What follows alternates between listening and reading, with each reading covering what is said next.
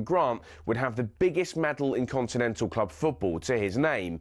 It stands to reason then that he would have stayed at Stamford Bridge for a bit longer, meaning that Luis Felipe Scolari wouldn't have got a look in. Would he have done better than the World Cup winning Brazilian, who only lasted till February the following year? And could he have improved upon Chelsea's third-place finish?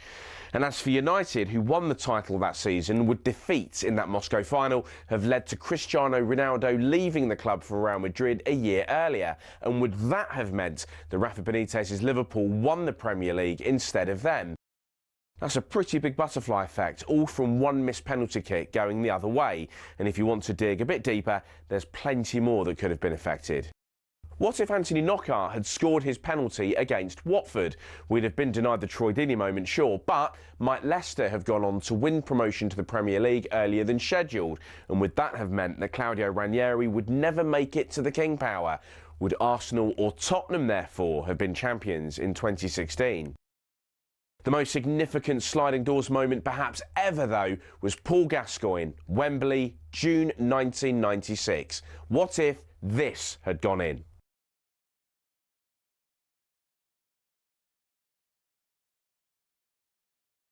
That golden goal would have sent England to the Euro '96 final against Czech Republic. 30 years of hurt could well have come to an end. There's so many of these moments that could have altered destiny forever. What if Shearer had signed for United? Would Lampard's ghost goal against Germany have kick-started England's World Cup back in 2010? What if Sam Allardyce didn't get bogged down in all that controversy and denied Gareth Southgate the England job? Does make you think.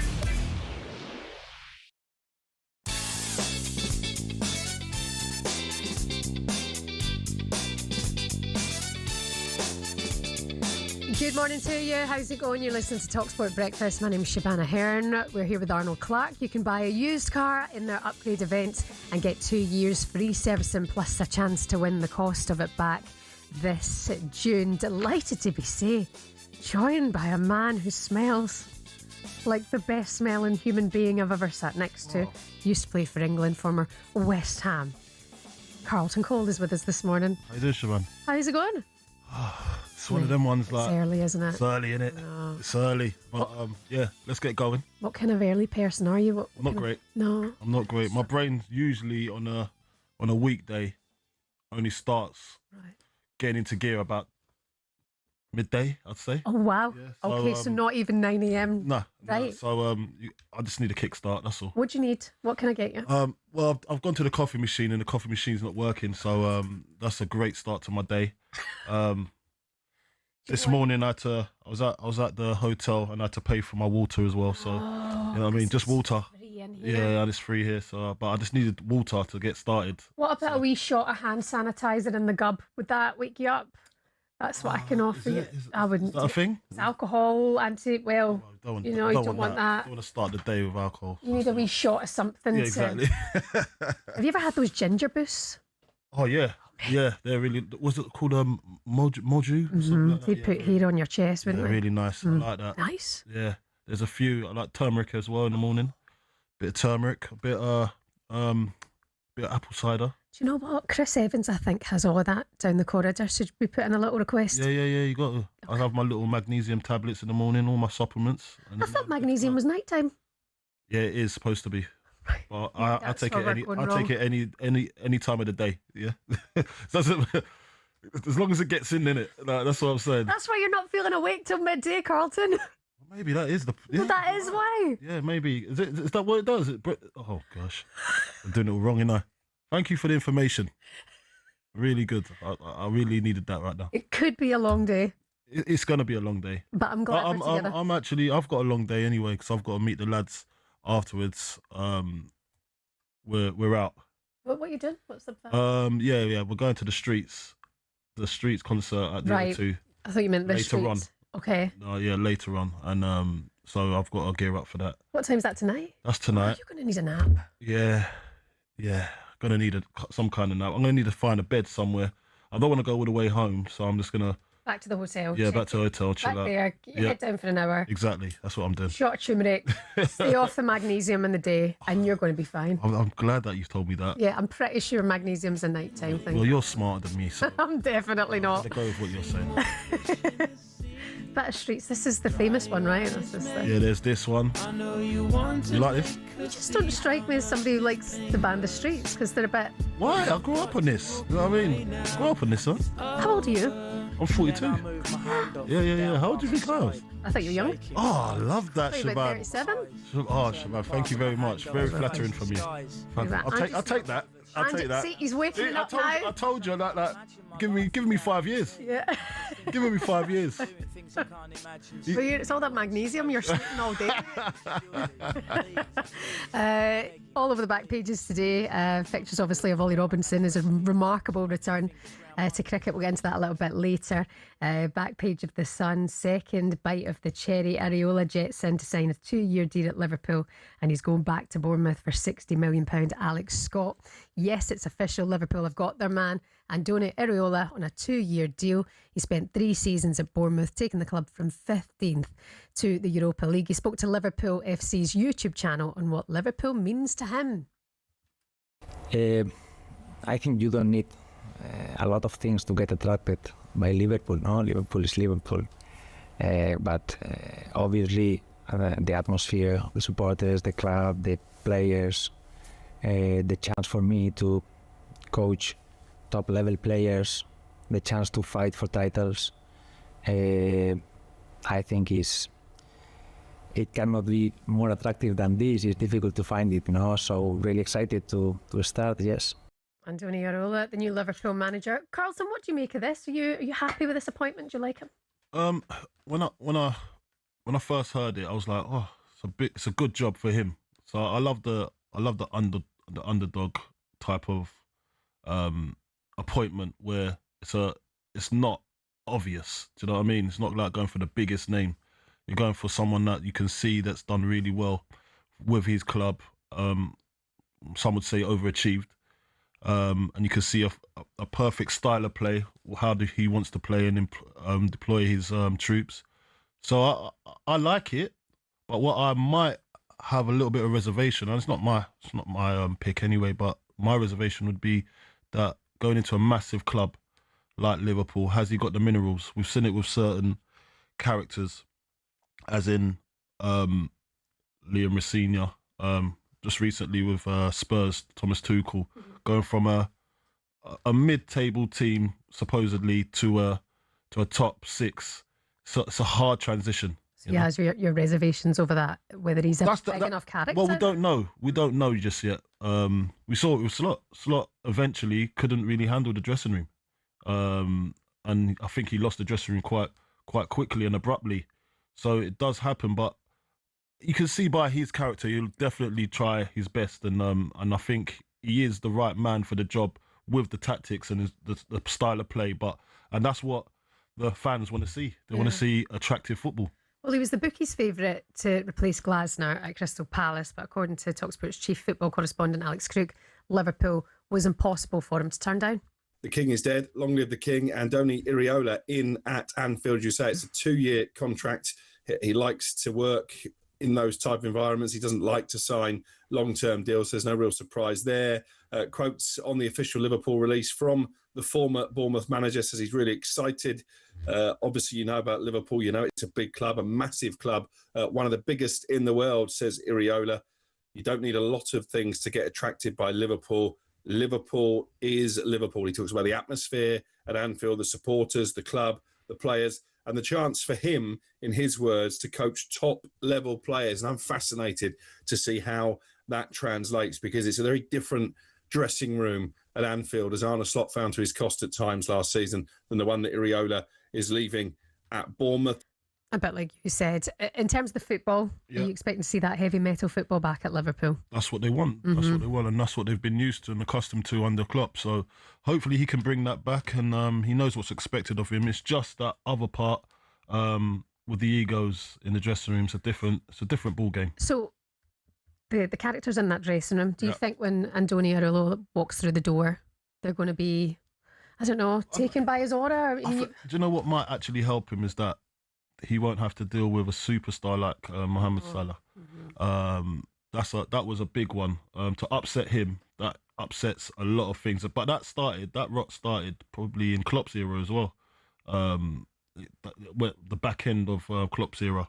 So then obviously Slot comes in, then it goes back to a new lease of life. Mo Salah's scoring willfully at free will, and then obviously, then it drops off the next season. They had a lot of trauma at the start of the season, and it was hard for any manager. That would have been hard to manage for that period. And then he gets it right for a little bit, and then it just doesn't happen for him. And then I think he loses the dressing room. When you lose the fans up at Anfield, it's not going to be a great place for you. I can't remember. Fans really getting on the manager's back. They usually go for the players first. But that's the thing as well. Like, Mo Salah had his part to play, putting up his Instagram post, didn't he, saying that how, with Klopp and Liverpool have worked so tirelessly to get this kind of heavy metal football and this attacking style, and then it's taken away. Like, I think it played a part on Arne Slot losing his job. Definitely. But also as well, I thought, what would it be like for Arne Slot to have the weight of Mo Salah off him next season? What would it have been like? Well, they didn't give him a chance, did they? But at the same time, did he manage it well? Yeah, because obviously I think Liverpool just needed a new start, especially when a player that you were supposed to manage is not there no more. The impact I read an article on how it affected Konate and the depression and all that sort of. So imagine the rest of the team. How would you manage that if you've never been in that position before, and you're probably not that type of character to put an arm around someone or something like that? Because he was you can see that he might have been a little bit stern, but he wanted a little bit more from the players that he couldn't do for him and to buy into his philosophy, and it didn't bode well for the rest of the team. So he finally loses his job, and I feel sorry for him, really, but at the same time, this is the belly of the beast. That's how it goes. Very true. Liverpool fans, you can let us know your thoughts on your new manager this morning, 03717 223344. Just quickly, by the way, international friendlies last night. Some surprising results. France lost. And no, to the Ivory Coast. Well, I think at this period in time, it'd probably be they're trying stuff. Maybe not. It's a bit experimental at this point, and just to see what works and what doesn't. Yeah, Spain were held 1-0 by Iraq as well. Ferran Torres scoring in that one. Ryan Cherky scoring for France last night as well, despite the loss 2-1 to the Ivory Coast. Wonder if that spells anything ahead of the World Cup, or could you don't count these? No, I don't count these ones, really. But it could indicate a little bit of unrest in the camp. You don't know. I don't know. But I think it's just experimental. Okay. We look ahead to England. Of course, their warm-up tomorrow as well. Coming up, we'll get our attention to the back pages. It's all about England and the weather conditions out in the States. Are they going to get the better of them? You're listening to talkSPORT Breakfast at Shebahn Aherne and West Ham legend, Magnesium Man, Carlton Cole.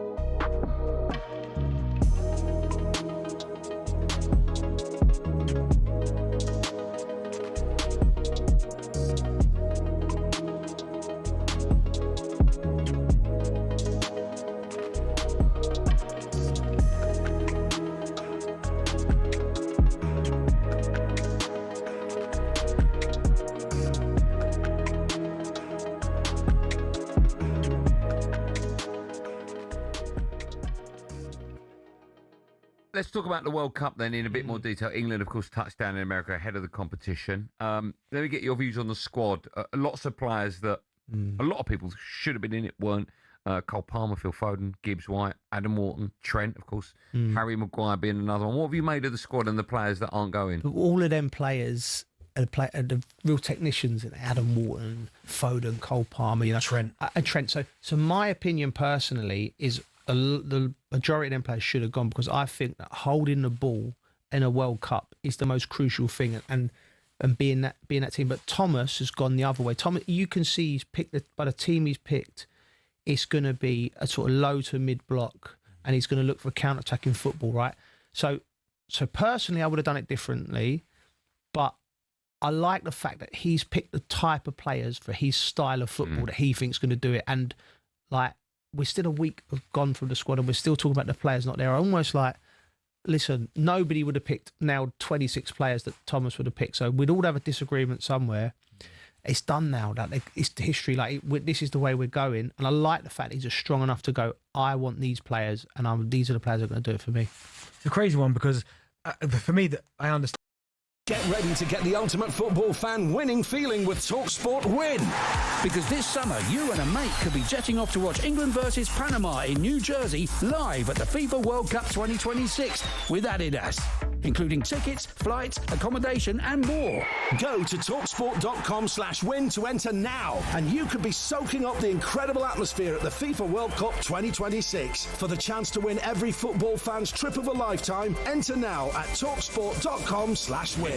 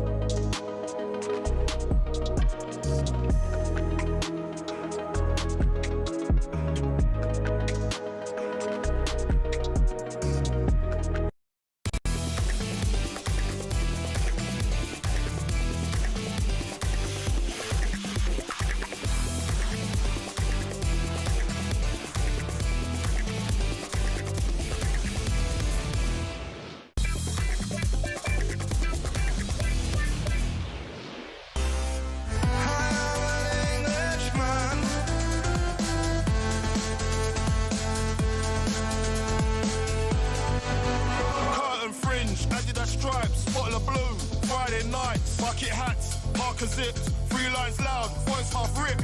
Union dreams, Britpop lies, Air Max hope and let it cry. We thought that football meant we'd belong. 96 still hurts that song. By the way, Yeah. tune. You like it? I like that. Yeah, it's a bit of me, that. Actually. Literally, yeah. Look, listen, we've got Buttons over there that, well, he's not here today, but we've got a guy that I work with on the sports bar, Marky Hallowell. Great guy. He asked me, he goes, Coley, I want to make a World Cup song. He's made a Gareth Southgate song before. I think he's made a few other songs, like football songs. And he's asked me whether I could jump on this one. So I said, you know what? I'll have a little go. You sound like a natural, mate. Well, I used to what I used to do when I was younger. I used to MC. Oh. Yeah. So I'm like basically scratching the itch. Like, I just felt, do you know what? I'm getting older now. Yeah. You've got to do all these things that you wanted in life. Yeah, you got to tick the boxes, didn't you? And yeah, it was on my bucket list. So when the opportunity come up, I said, yeah, World Cup song. Let me have a go for England. Yeah, defo. Let's do it, mate. So this is brand new. Yeah, it's brand new spankers. So it's called obviously All My Life, Englishman, Jazzy, stick it back up. Half Timers featuring Carlton Cole. It's brilliant. It sounds really, really good. There's so many different songs as well, but yeah, it's got a good ring to it. Curtain fringe, Adidas stripes, bottle of blue, Friday nights, bucket hats, Parker zips, 3 lines loud, voice half ripped. Good lad. Dreams, Britpop lies. I hope it goes to number 1. Get Carlton Cole to number 1. Let's start that campaign this morning, shall we? Go and download it now, or stream it wherever you stream your tunes. What's it called again? Bucket hats? No. It's called Englishman. Englishman. All My Life. Right, half-timers. I won't be hot and streaming cold. that myself this summer, but do it, okay, Englishman. Let's get Carlton Cole to number one. Good morning, it's talkSPORT Breakfast, Shebahn Aherne. And Carlton is with you. Time now for a quick look at today's back pages and a coffee break with Costa Express. The Costa Coffee Break on talkSPORT. Sponsored by Costa Express. Freshly ground Costa coffee for a quality day. Mind that, love. You all right there? Yeah, just nearly fell off my chair, but it's fine. Yeah, that I'm sat down now. Yeah, you're right. Like, oh, just. It's a wide enough chair to not miss it. Oh yeah. Now there is a chair in here with no. There is. See, there's no wheel on that. Now that shouldn't. Oh, be well, that shouldn't be. That's a. Yeah, no, that's a. Because that's health and newsreader safety, Matt that. went down the other day in the news. Yeah. Did he actually? That's health and I safety. thought over there, maybe yeah. you'd been stitched up with that chair. It wouldn't surprise me because producer Ollie and Henry think they're hilarious to go and hide my food. Apparently, that's what you do on a Friday. Apparently, that's what you do on a Friday. Is that it, yeah? Hide my fruit that I've brought in from home. Apparently, that's really funny. What fruit was it? Like, basically, they take the mick out of me because I cut up my grapes. Okay. Oh my God, I still do that for my kids. Yeah, I don't know what it is. I don't know what it is. I feel like they're way more satisfying. Hold on. Cut up. I don't know what it is. What, you half it? Yeah. Do you? Yeah. Is that weird? I do it every morning if I have grapes at home. You've got a lot of time on your hands. Yeah, I was going to say no. it's time consuming. It's not that time consuming, really. I give myself like 5 minutes to get my food ready in the morning. So at like 3:25, I'm there just cutting up my grapes. That's commitment. But anyway, cut up grapes are great, and yeah, they try to hide them this morning because they both think they're hilarious. Anyway, should we get onto the back pages? Because this is hilarious. I mean, if you haven't seen the picture on the back page of the Star, please go and have a look. Rock and roll. It is a picture of Andoni Iraola. Oh, nice. As a rock star, heavy metal Iraola will turn Anfield volume up to 11. Very similar on the back page of the Express. Born to be wild, Andoni Iraola believes there is no better place to match his passion than crazy Anfield. Before we move on, I look at this and think it's the perfect appointment for Liverpool. Carlton, would you agree? Yeah, I think the style of play. I think if you look at his work that he's done at Bournemouth. I was actually a bit bitter that he went to Bournemouth at the start because obviously he took my mate's place, Gary O'Neill. So I was a bit sceptical. I was like, how did they do that to Gary? I can't believe it. Yeah. And then when he gets through halfway through the season, you think, oh, do you know what? Fair enough. He's done really well. What a manager. Had the boys playing for him, making sure that they played the type of brand of football that Bournemouth had never seen before, you know, and he's taken him to new dizzy heights, and I think he deserves a shot at a top six. Yeah, he does. And also, I think Liverpool fans are sort of hoping, even though they wanted Xabi Alonso, or some of them did, that we might see more of a Jurgen Klopp style of football, which is what Liverpool fans have been like pining for. Yeah, definitely. Yeah, he's an interesting character because I'd read about him before that he loves to prove people wrong. Yeah. You know, wherever he goes, he wants to prove people that he can do the job. Like you mentioned earlier on, Bournemouth being a so-called kind of mid-table team, to take them into Europe. I mean, what a massive achievement! Yeah. And they were so close to getting Champions League football if the results had worked out on the final day. Yeah. What I would say though is he's always had like a bit of a stint in the middle of the season. Listen, he's done an unbelievable job, an incredible manager. But I think they went on an 11-game winless run at Bournemouth, which is acceptable at a club like Bournemouth because of the job he did. That's not acceptable at a club like Liverpool. So I don't believe that'll happen at Liverpool because I actually believe it is the perfect appointment. But it'll be interesting to see. Yeah. Let's turn our attentions to the World Cup then. One of the back pages of the Star. It's a yes from me. Alex Scott couldn't wait to join Tuchel's Florida training camp, and there are reports that he's going to play in England's friendly with New Zealand tomorrow. Now, Alex Scott isn't in the squad that's actually going to play in the World Cup. So, Carlton, what are your thoughts on him starting in this game? Is it worth it? Is it pointless? What are your thoughts? I don't know. Some of the picks that have gone away has been confusing to me. But what Tuchel obviously knows something that we don't. Yeah. And but I think it's a great shot for Alex to be a part of it, to just build team morale. And he's going to be in future plans as well. What about playing in it? It feels like, aren't like warm-up games at a World Cup supposed to be? A bit weird for me. Like for the players that are going to play in the World Cup. What's the point of playing him? But I think there's a few players that are not at the camp just yet, isn't there? Yeah, a few Arsenal players have come later. I think that's what it is. So there's a few extra players that, and he deserves a little go, a little run out, because but at the same time, it's not the players that are going to be starting the game, first game of the tournament. So it's a bit weird, but at the same time, he's just filling in the gap. But see, I mean, looking at Scotland's warm-up game, the send-off game there at Hampden, and Billy Gilmore getting injured, you know, sometimes these warm-up games, they just want to get going, because if that happens in a warm-up friendly on the week before a World Cup or the first group game, you know, it's risky, but I get that that's what it's all about. It's a warm-up, it's not a friendly. It should be seen as getting ready to go. But I think Alex Scott's sensational. I think it's great for him, 22 years old, going out, being a training player, being part of it, getting a feel for it. I think he's had a magnificent season. Not going to turn that down. Well done to him. No, absolutely not. Just finally, quickly, before we go, I just want to get your thoughts on the back page of the Daily Mail, why Tuchel ignored the doubters and insisted on picking Jordan Henderson. Agree with that? Listen, that's a pick I didn't understand. I didn't know whether he wanted to just the leader in the dressing room, but you could have had that with a few of the other players. But he obviously likes Henderson, and he likes the vibe that he brings. That's the bottom line. That's his choice. There's always a player that a manager can relate to. And the extended arm of him and what he says in the dressing room to control the dressing room. And all the players look up to him, obviously, and what he's done and what he's achieved. And he seems like a great person as well to have around. But I thought saying that he could have gone as staff. Go as a coach. Go as a coach, but he obviously wants him to play some type of part, obviously. I mean, his experience must be everything. I mean, you've got there's a nice balance, to be fair, I would say, in the England team, but to have that experience that he's got, well travelled, but some people say it's taken a place. Yeah, I mean, listen, we know what Jordan Henderson's done for England. His career in general is absolutely unbelievable. However, is he going to play? Is he going to play, basically? And I look at not even just Alex Scott, who basically Tuchel said is the next in line if anyone gets injured, but someone like Adam Wharton.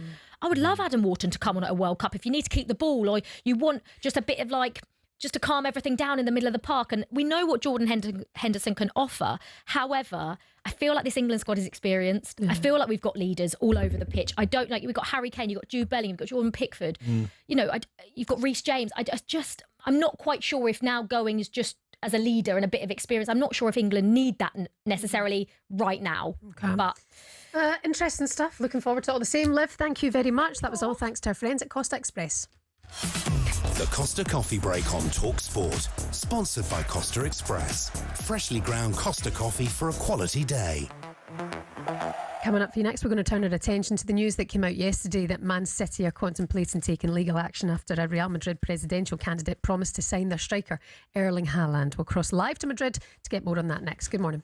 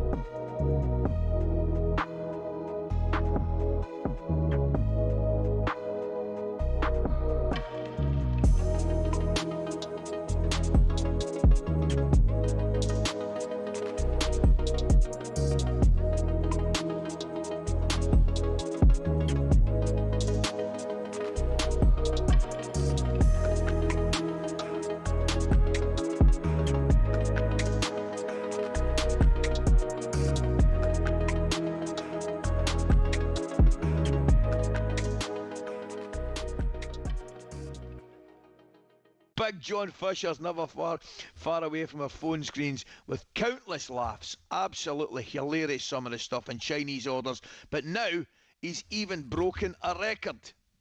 Go. Egg fried rice, chicken fried rice, pork fried rice, special fried rice, Singapore rice noodle, plain chow mein, chicken chow mein, pork chow mein, beef chow mein, chicken balls, prawn balls, pork balls, sweet and sour chicken, sweet and sour pork Hong Kong style, sweet and sour prawn, beef in black bean, chicken in black bean, pork in black bean, roast duck Chinese style, roast pork Chinese style, chicken Chinese style, crispy aromatic duck, seaweed, sesame prawn on toast, spicy pork, mixed hors d'oeuvres, chicken and sweet corn soup, chicken noodle soup, hot and sour soup, prawn crackers, chips, salt and chili chicken balls, salt and chili, pork.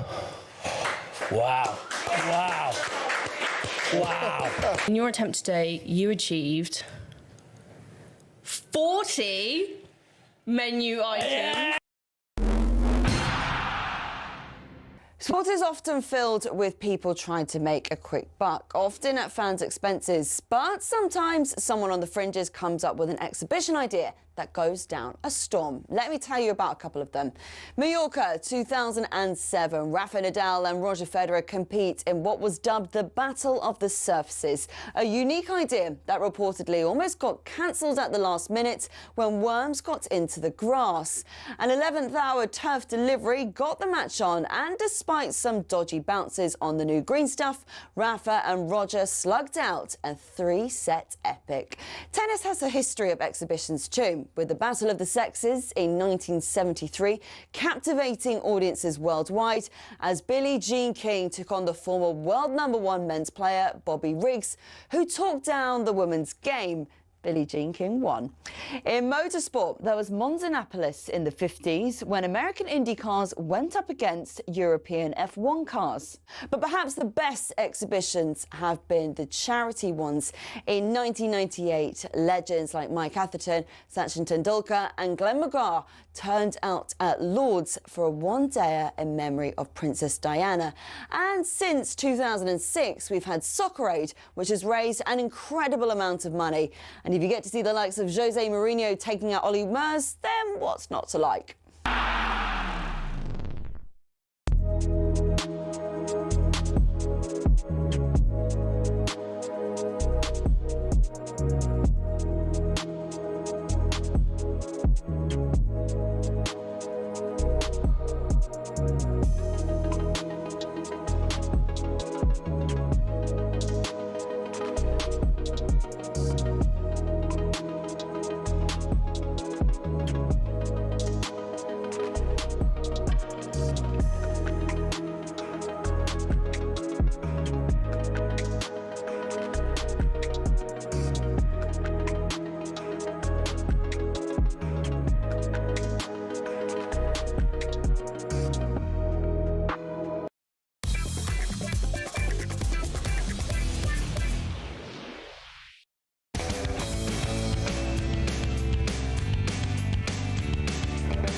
Hello there, good morning to you. You're listening to talkSPORT Breakfast. It's Shebahn Aherne and Carlton Cole and Arnold Clark, who are celebrating a massive summer of football. You can buy a used car in June and you'll be entered into the weekly draw to win the cost of it back. Lovely jubbly. I've had a text here from Jonesy, 81089, if you want to get involved in the show. I mentioned earlier on that you smell like a dream. Yep. Jonesy asks what you're wearing. Oh, it's a concoction. Oh. Yeah, it's not just one. Your natural scent. It's a bit of that as well, you know. Just wake up in the morning smelling the roses. But I've got a few. Sorry, you've got a few that you choose from, or you've got a few that you're Well, wearing? I've got a load at home. Yeah. And then I'm just like, I'll just get one that I like, and I'll just smell them both. And then I'll put them on. So I don't know what I wear, but I know it smells amazing. So what's today's mixture? It's just a smoky. I've gone a little bit smoky, haven't I? Just smell a bit smoky. It's not citrusy, is it? No, it's nice. I've got a bit oody, you know. Oud's good. Yeah, a bit of oud. Different types of oud. Woody, bit of cherry oud as well, not cherryish. So we're mixing ouds. We're mixing ouds. We're mixing ouds. That's what I do. So people will never be able to copy you because you're not really giving away. Exactly, and also I don't know what I'm doing, so it doesn't matter. So no one could ever smell like me. But you know, with you can put something on. Yeah. And it depends how you smell as well with your pheromones. This is it. Yeah, something like that, Shebahn. Well, it's interesting because apparently, if you can't smell it on you, it's a good sign. Yeah, I can't smell it. Right, so it must be complimenting you well. If you can't smell it, but I can smell it, then it's working. Is that the thing? Yeah. I smell like BO. I smell like pee. You smell great. Do I? Yeah, you smell lovely. You know what I mean? See, I can't smell anything. Yeah, you do. Hold on a minute. That's okay. That's okay. Wait till 9 o'clock. I had a shower this morning, so it's all right. You've got to get. What time was your shower then? Well, 5 a.m. Fine. Yeah.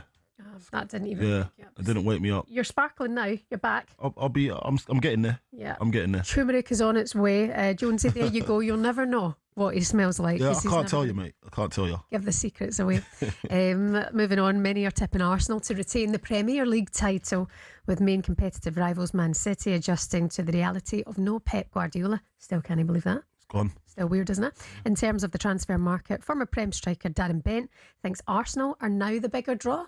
I do wonder what's going to happen now with Pep leaving, Bernardo Silva's now leaving. Yeah. Are they still the most attractive move in the Premier League, Man City? I don't know if they're the most attractive, but they're certainly at the top table. Who's more attractive, Man City or Arsenal? Who's a bigger club? Well, Arsenal's a bigger club than Man City. I know Man City of recent times have got more accolades, but they are in terms of a bigger club than Man City. Yeah, if you go fan base, okay, it's a big. Who's a more attractive offer? Well, Arsenal come off the back of a Premier League win. Yeah. So you'd have to say Arsenal right now. I wouldn't say that. Why? I just think Man City are a more attractive offer than Arsenal. Yeah, but why? In terms of what? I think their squad's better. Okay, well, we've proved this season that we can go toe-to-toe with them. Okay, drive back today with Andy Goldstein and Darren Bent. Who do you agree with there? Man City or Arsenal? What's the bigger pool? You have to choose one. I don't know. You're a free Man agent. City. Man City. You're going Man City? Yeah. Why? The money, innit? The money, no? It's not about the principle. It's about the money. It's about the money, innit? Everything that's what it is. It's money. Oh, you're brilliant. Because at the end of it, I know what you're saying, but I think money comes first in the game nowadays. You know, it's money rules the world. Okay. It's football anyway. Honesty all the way. Don't change, Carlton Cole. Let's talk about Real Madrid. It's chaos just now. The club's presidential election campaign is underway. Yeah. It hasn't been short of drama either. Fiorentina Perez is seeking an 8th term but faces competition from Enrique Riquelme, who's promised high-profile signing attempts, including Rodri and Erling Haaland. City haven't taken kindly to this, threatening legal action after Riquelme unveiled a Madrid shirt bearing Erling Haaland's name, saying he has a release clause and would like to join Real. Haaland and his father have denied that statement. For more on this, we can speak to Athletics Spanish football writer Dermot Corrigan. Dermot, good morning to you. Thanks for coming on. Here, this is chaos. Him holding up that shirt. It is. It's been quite a surreal week here in Madrid. We weren't expecting to have a presidential election. There was no need to have one. Florentino Perez decided to call one to try and strengthen his position. He dared Riquelme, this new guy, to take him on. And Riquelme the other night, claimed that he had 2 big signings lined up, that Haaland was going to come. And now, we're going to have to see what happens. That's unbelievable. I can't believe. So quite a stunt, isn't it? So what is he? What's his game? Is he just using it as a publicity stunt, or is it just made up fabrication and lies? Well, Riquelme let it be known that he would like to be Real Madrid president someday. He's a young guy, but he's a very rich guy. He's made a fortune in construction and more recently in renewables. He's made close links to Madrid figures from the past, legends like Casillas and Raúl and Fernando Hierro. And, in Spanish presidential elections at clubs, this type of thing happens. Like Florentino became Madrid president himself by promising to sign Figo from Barcelona back in 2000. It's a long time ago now, and it was a huge deal at the time. Remember, Figo was Barcelona's best player. Madrid got him from out of Barcelona at that stage. And the fear maybe at City, or the hope at Madrid, is that Riquelme, if he does get elected on Sunday, might be able to do something similar with Haaland. Do you think he can win this, Riquelme? At the start, nobody gave him much of a chance, to be honest. Speaking to people who know Florentino was really confident that he'd win the election. He didn't need to call the election. He called it in order to strengthen his position. He basically called out Riquelme and dared him to run against him. Riquelme has got himself organised quite quickly. He's got those people like Casillas and Raúl behind him. He's still an outsider. Florentino's still a big favourite because he's the guy that people know. He's won 7 Champions Leagues as Madrid president, which is pretty phenomenal. But he's also 79 years old. He's had some setbacks off the pitch as well. Some of his public performances haven't been great recently. The press conference where he called the election was quite rambling, and he insulted a female journalist who was there. He insulted Riquelme as well, kind of talked about his Mexican accent. And yeah, I don't think Florentino's coming out of it great, but he's still the favourite, I think, heading into the vote. Do you think but Riquelme's obviously the Haaland wasn't involved in this, obviously. So do you think that does show that he's a bit of a liar? Because I'm looking at it, I'm thinking, why would you use someone's name that's not in but it's not in on the joke? They're not in on the joke. They could have just denied it, and that's what's happened. So does that not affect his position? Yeah, that's what Florentino said. He was on TV last night and he said it was just a bluff. He pointed out how City had denied it, how Haaland had denied it, how his agents had denied it. That is what happens in these cases, is that players, they can make some deals with the candidate in the election. They don't want it to be public in case the candidate loses. Then they can just say it was, there was nothing to it. Sometimes when the candidate wins, then suddenly, as they go to City and they start to make a huge bid and Haaland starts to kick up a storm, maybe he can force his way out. But yeah, we won't know. If Riquelme loses on Sunday, which is still the most likely event, I think this all goes away. If he wins, then, they're going to make a bid and the ball's in Haaland's court if he wants to try and force through the move. You wonder if there is any sort of link there between the Haaland. Yeah, there must be something. Naturally, they are going to deny this, right? Of course, you have to. He's only a season into a 9-year deal or whatever. Exactly. How does that affect the other players that are there already? Like, I'm sure Mbappe is not going to be liking that type of information. Yeah, like that's what happens at Real Madrid. They're always trying to sign the biggest players. The presidents are not too worried about how they'll all fit together or how they'll rub together in the dressing room. That's the coach's job to work out. And even last year it was difficult for Alonso first and then Arbeloa to get the Galacticos that he had, Bellingham, Mbappe and Vinicius to play together. You add Haaland into that mix as well, then who knows what would happen. Vinicius Jr. only has 12 months left on his contract. That's a huge issue around Madrid, whether he's going to re-sign. Florentino says it's going to be fine. Vinicius says don't worry about it. But, when players enter the last 12 months of their contracts, then alarm bells start going off. So maybe if they sign Haaland, they have to sell somebody. Maybe it's Vinicius. It's all up in the air at the minute. Yeah, interesting stuff. Dermot, while we've got you, Spain got a draw last night, 1-1 against Iraq. What's the reaction to that out there in Spain ahead of the World Cup? Yeah, it's a disappointing result. It's not a huge deal here. It was a very changed team from Spain last night. Most of the players, the biggest players, didn't play. The coach gave a chance to some younger guys to play. Still a lot of confidence around Spain going into the World Cup. They see themselves as one of the favourites for the tournament, but they have a lot of injury issues as well, or doubts. Lamine Yamal is currently recovering from problem. Nico Williams as well, which meant that the team that played last night wasn't close to the first team. A potential problem in the game, Barcelona goalkeeper Juan Garcia played. He could come into the team. He's had a really good club season, but he wasn't great for the goal that Iraq scored, so it was a bit of a setback for him last night. Okay, well, Dermot, thanks for coming on this morning. You sound like you're out and about and busy, so we'll let you off. Thanks for your time. Cheers, mate. Cheers, guys. Take care of yourself. That's Athletic Spanish football writer Dermot Corrigan. Still to come for you on talkSPORT Breakfast. Superstar Breakfast preview on talkSPORT with Travis Perkins.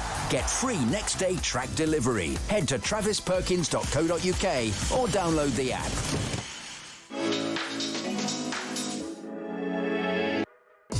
So the World Cup, only 6 days away now. 6 days, Carlton. Exciting time. Mama's excited. We'll catch up with one of England's biggest fans soon.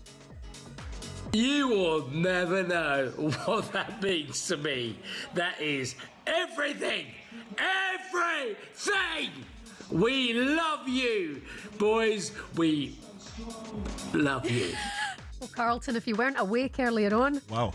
You're up now. BAFTA winning actor Ross Kemp is going to be with us live on the show just before 8. He'll be getting you up and going this Friday morning. That was our breakfast preview with our good friends at Travis Perkins. Superstar Breakfast preview on talkSPORT with Travis Perkins. Get free next day track delivery. Head to travisperkins.co.uk or download the app.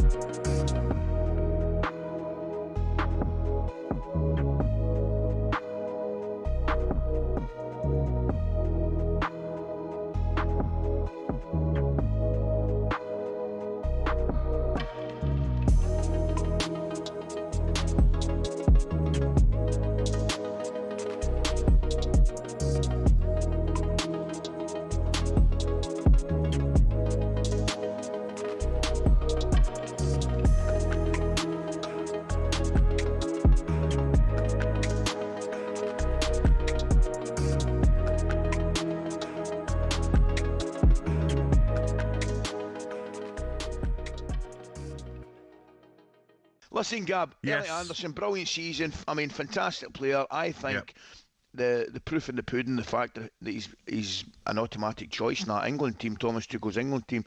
What's he worth? Are we getting crazy? He's not worth 100 million, is he? No, do you know what, Ali? Probably like a couple of months ago, I was like, maybe that's a bit much. But and you look at his whole season, played every game in the Premier League, Ali, 38 appearances, 4 goals, 4 assists. Yeah.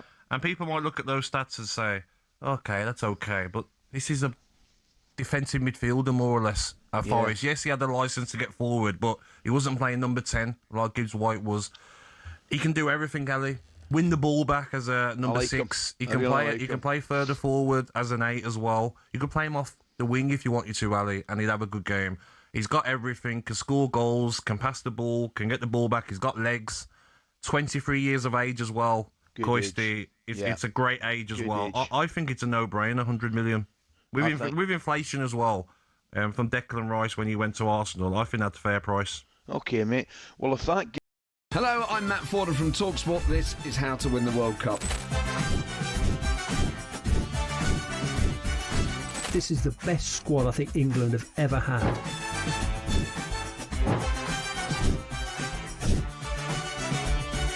He used to love America, now he doesn't. It's very sad. It was so important to succeed because of all the pressure we received. Don't jump for this one, I'm going to knock his head off. Warning, this podcast does not guarantee England will actually win anything.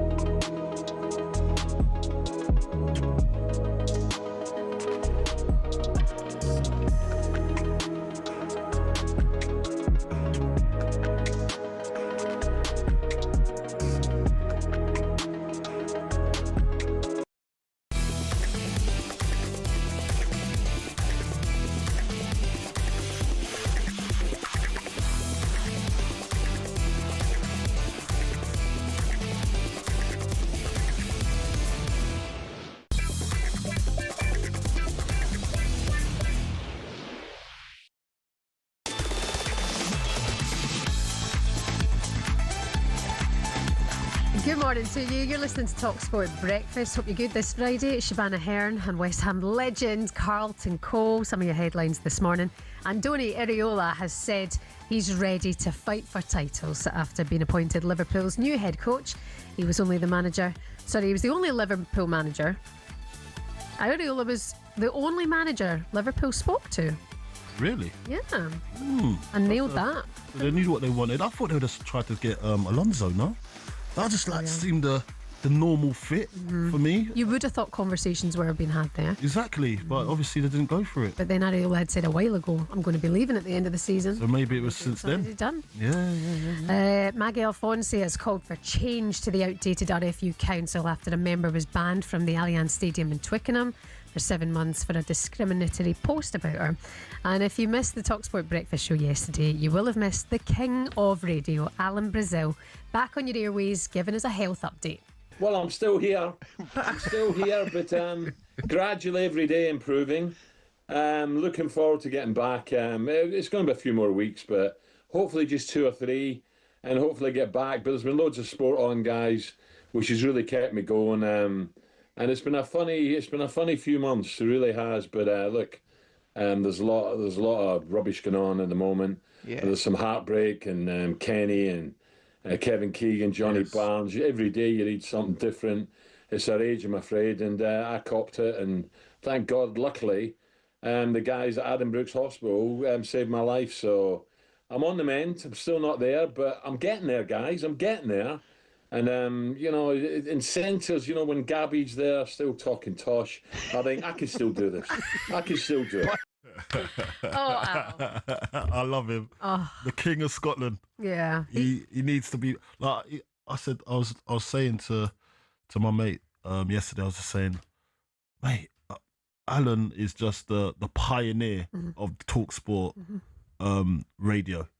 And for me, when I was growing up, I was listening to him and then getting to work with him. It's just unbelievable. It's a dream come true for me. You know, there are people in whatever line of work that they're in who are irreplaceable, and there's always things you can always be replaced in the workplace. You can't be replaced at home. Yeah. And I think when it comes to your health, that is so important. Alan's doing the right thing. He's resting. He's with his family. Yeah. He's had this life-saving operation, but he is irreplaceable here. Yeah, I know. You know, it's not the same. It's not the same without him. And he's a long live Al. Long live. Yeah, long live the king. Eh? And yesterday, actually getting the kids ready for school. And when he came on, it was a joy. He sounded more sounded like perkier. a new lease of life. Yeah. I think sometimes life's got a good way of, well, not good way, but some type of way of humbling you and making you realise, do you know what, I've got a lot here, and I appreciate because everything sometimes when you do it for so long, it gets part of the way you are, and then you don't appreciate it until you're forced to take a step back, and then you say, do you know what, I'm going to go for it. And he sounded like that now. Yeah, I think you're right. And everybody's got their opinion, and some people can be nasty. You know, you see some nasty stuff, you just think, shut up, button it. You know, he wasn't well. He wasn't well. Now. Yeah, so there's a lot of people that don't know anything but go online and spout all their nonsense. He's a top man, and we miss him. We do.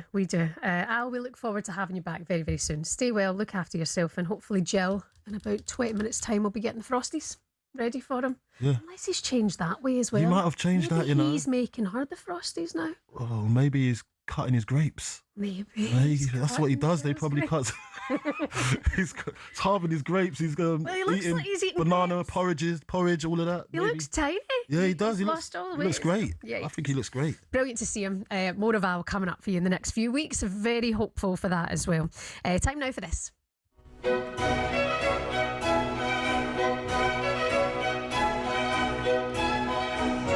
Today's a big day in the racing calendar, and it's even affected the staff here at talkSPORT. Zach, who normally rocks up in black t-shirt. Zach, mate, I saw him. I was like, what's he doing? I had to double take. I was like, you got a suit on at 5:30 in the morning. And you got to be careful you don't like. Where are you going? It's like funeral, because then that's I didn't want to ask questions. It's only when he come up to us in here, and I was like, should ask him the question now, really. And he says, going to the racing. Going to the races, yeah. The Oaks is live on talkSPORT today at 4 o'clock, whilst the Derby is at the same time tomorrow. You can hear the race at the festival live on the talkSPORT network. And our man who's there, my father-in-law, Daddy Bell, Rupert Redwine Bell, with us now this morning. Hi, Dad. How are you?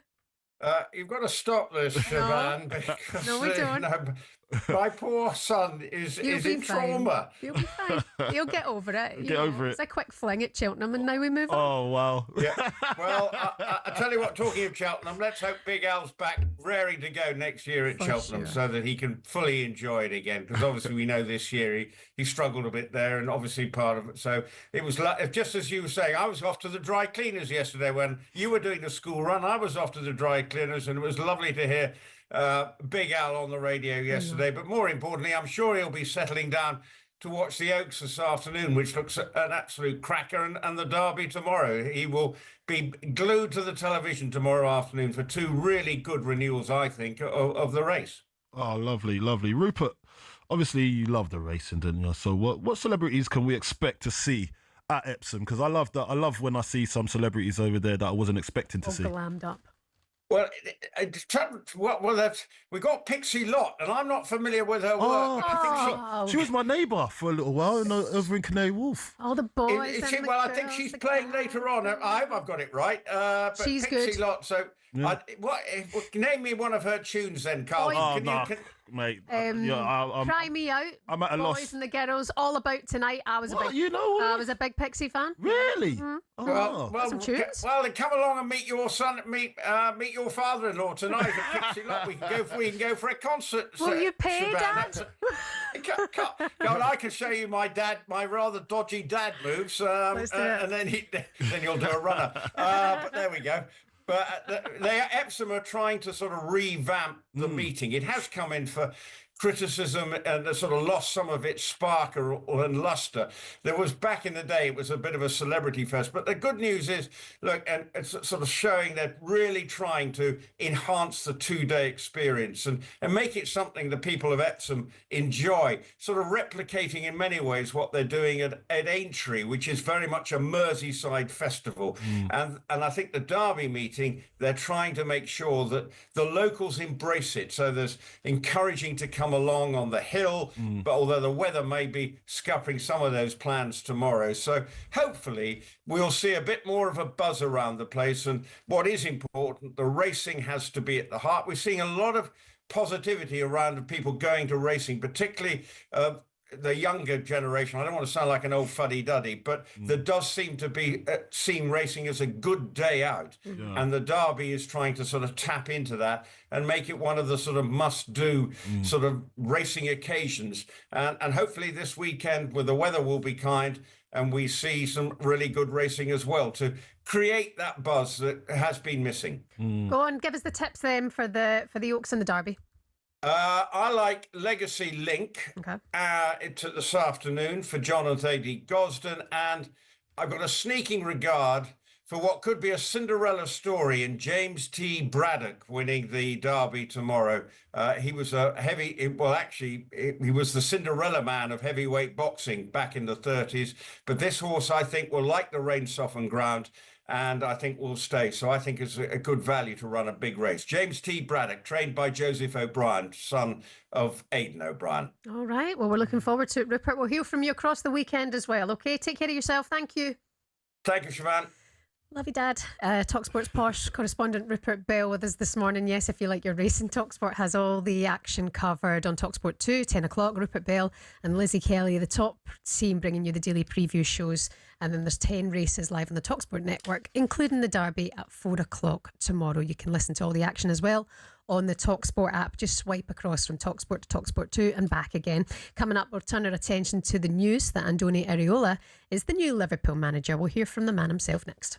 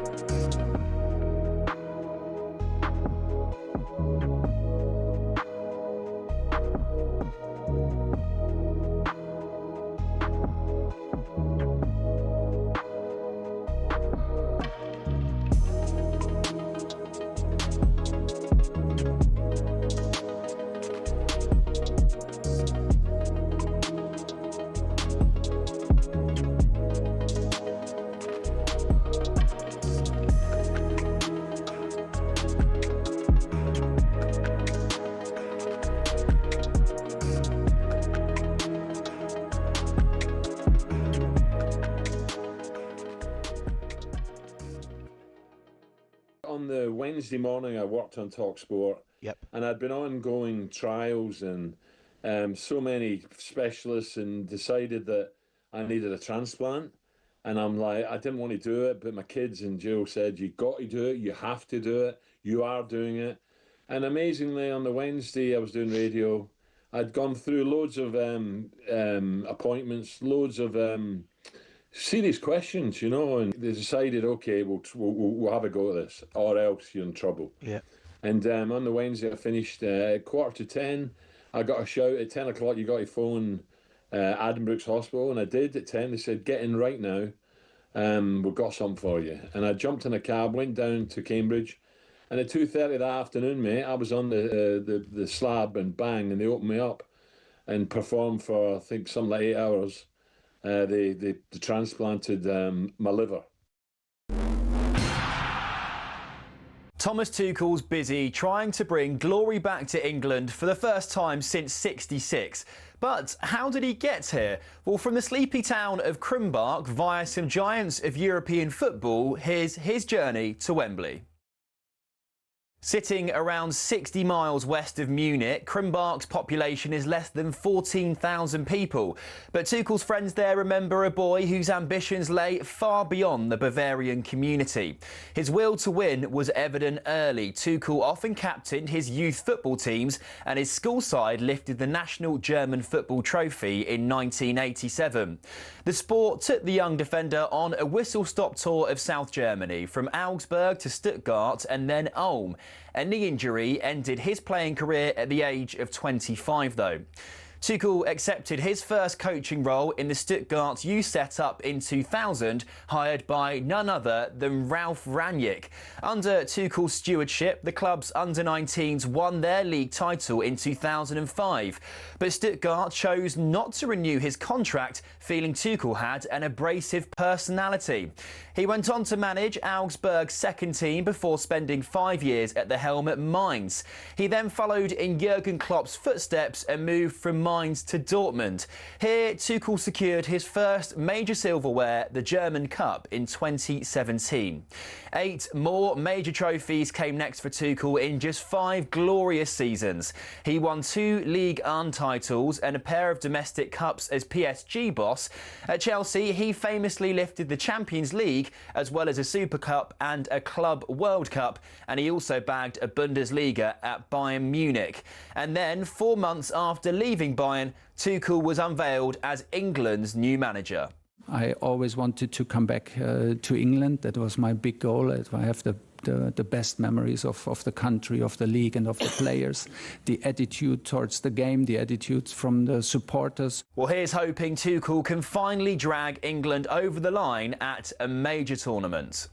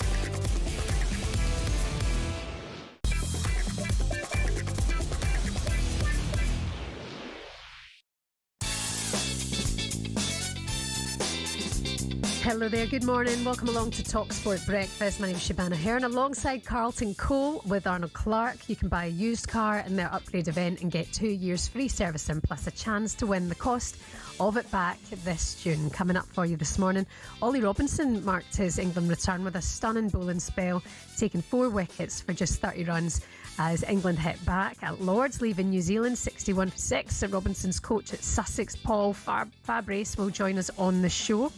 We have a surprise guest for you as well, Carlton's best friend. Well, I wonder if he's your bestie. Like, is he your bestie? Him and Wayne Bridge. Okay. Oh, nice. I'd say my besties. Yeah, I would say that. How do you think you're not supposed to say that? That's like we're full-grown men now. We say, "Oh, my best friend." No, we don't. Football friends. You just said bestie. I did say that, but we've connected differently after our careers have gone. So now we can call ourselves besties. No, that's cute. Yeah, Joe maintained Cole. Over time. Joe Cole is going to be with us a little bit on in the show, and BAFTA award-winning actor Ross Kemp will be with us as well. We'll get an England rallying cry for him. That's funny, isn't it, how your friendship groups change over time, and then you get closer as you get older to somebody. Like that, doesn't it? It gets like that. Did you ever not like them when they were younger? No, I always liked them. I like a lot of people. You're a friendly guy. Yeah, I'm that friendly guy. I can be your friend, and I won't get too involved with you, but the respect's there.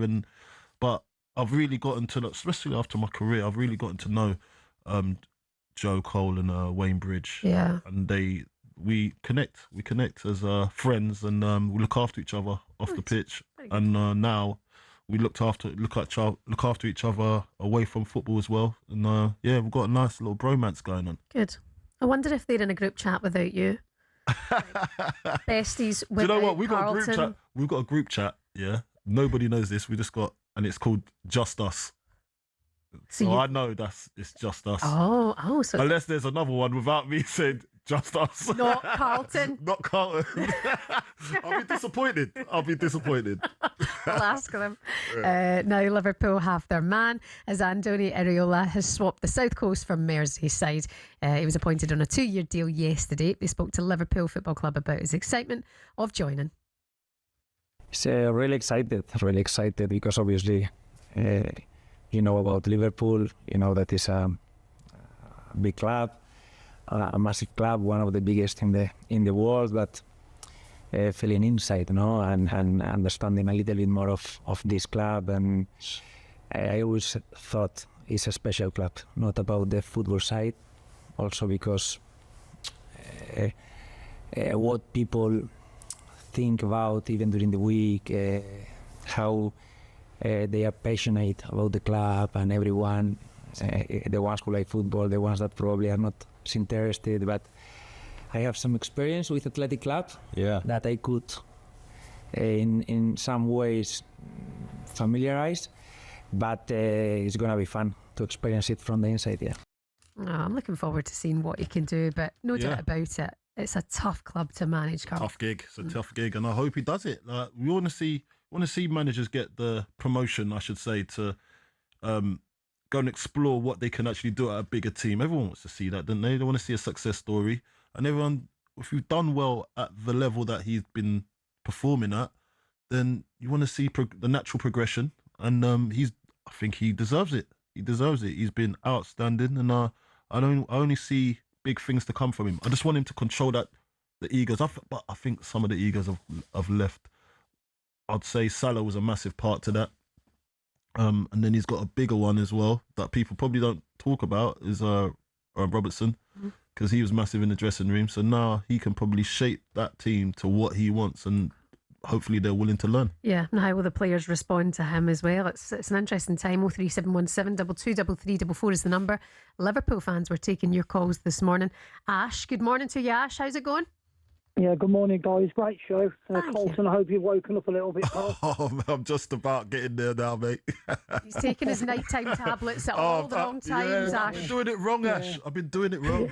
We don't want to turn it into like a supplement conversation. Oh, mate, we could do that all day too. Yeah. I want to talk about Liverpool, and like, obviously with the appointments, I think it's a bit lazy, in truth. When you think about it, Alonso, he was literally on a plate for us a couple of months ago, and we haven't acted quick enough there, unless Areola was the man all along. I think with Slot, I think there's something massively gone wrong there in the last couple of weeks, because he was the guy we were backing and now he isn't. So I think that with Slot, he was a little bit unlucky last season. Everybody that we nearly bought got injured in some way or form.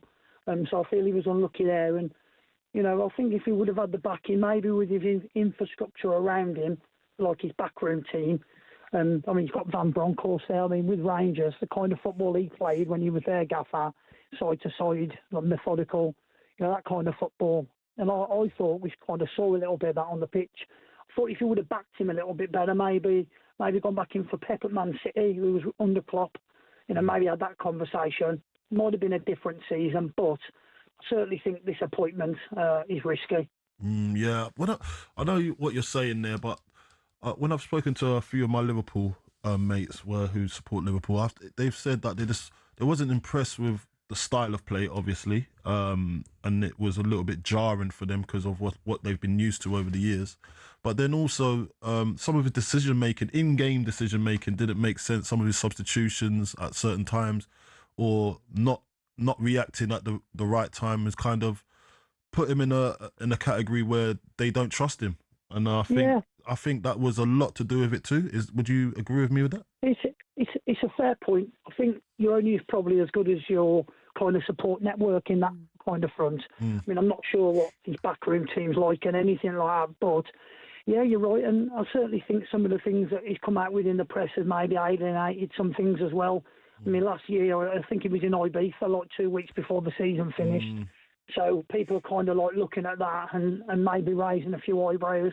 I certainly think, like I say, the loss of form of Salah, the tragic passing of Jota, and we can't keep making excuses for that. I certainly think, and along with a lot of players that just don't seem to want to play. There's no real kind of fire there. It's drab, and against Tottenham. Like I say, that was probably the worst I've seen it. Okay. So. Well, Ash, thanks very much for your call this morning. Good luck to you. Hopefully you can turn your opinion around as well. That's the thing about Xabi Alonso. He wanted to go in and be a manager, with Andoni Iraola has been appointed as a head coach, so he gets to go and be that, obviously, at Chelsea. Thoughts on this then, Carlton? The Telegraph's Merseyside correspondent Dom King joined us a bit earlier on in the week, and he urged Andoni Iraola to appoint this former favourite at Anfield as one of his coaches. I wrote a piece in the Telegraph on Monday about James Milner. He's retired now. Yeah. And listen, I have to stress, it was an opinion. It was not sort of a story that I've gone looking for. But I think he would be a fabulous addition to the coaching staff in terms of just setting standards around the place, in terms of just being a bit narky, in terms of just collecting fines and letting people know what it means to play for Liverpool. That might sound a bit of a cliche to people, but I just think he's a great character. It would be an easy win early on for Iraola. It would be a decision that would be probably well received if they do have talks eventually. And I think James would probably, given the depth of feeling that he has for the club, would be interested and would welcome a phone call maybe. But at the minute, I'd stress that he's concentrating on life with his family, wanting to play golf, and he's got other various interests and whatever. And we should be celebrating what a fabulous career he had. But would you like to see him as a coach at Liverpool? I want to give him a break. I remember I made he made his his under 21 debut when he was just 16 years old in our group, under 21 for England. And that's the first time I see him, and I just knew that he was just one of those guys. He's just straight. You know exactly what you're going to get from him. Works hard, delivers great crosses, and he was just getting up and down. And I knew that was a star, but in the making. But the thing is, when you've just retired, I think you just need a bit of space. He wants him to get straight back into the thick of things, and that could be stressful on the family, Yeah, you wonder how Milner will go about retirement, because all of his life he's been told where to be, what time to be there, who you're playing, what bit of the country you're going to be in. And then obviously that structure goes away. Yeah, you make a choice for playing golf. I mean, I'm pretty sure he'll fill his time. Yeah, probably try to be scratched. That only lasts a little long. And then maybe he'll look and go, I need that structure back, because that's what kept me so professional. And especially him. He needs that. He needs that. That structure. Structure and time. purpose. The timing. Purpose. And look, for me, like when I retired, it was a hard call. But injuries and everything, I was never going to be the same player, and that's the frustrating part. Just knowing that your brain's there, but your body's letting you down, and that you got to get over that. But he's had a fantastic career, and I think he knows, like the back end of last season, that he probably wants to give his body a rest and his mind as well. So going back into a job, and I know people would say, go and take another job, get back straight into it. You're valuable to, you are, but just give yourself some time and then think about it and then choose the right job for you. Yeah, absolutely. Well said. Coming up for you on talkSPORT Breakfast, we'll cross live to America to find out if the USA has World Cup fever yet.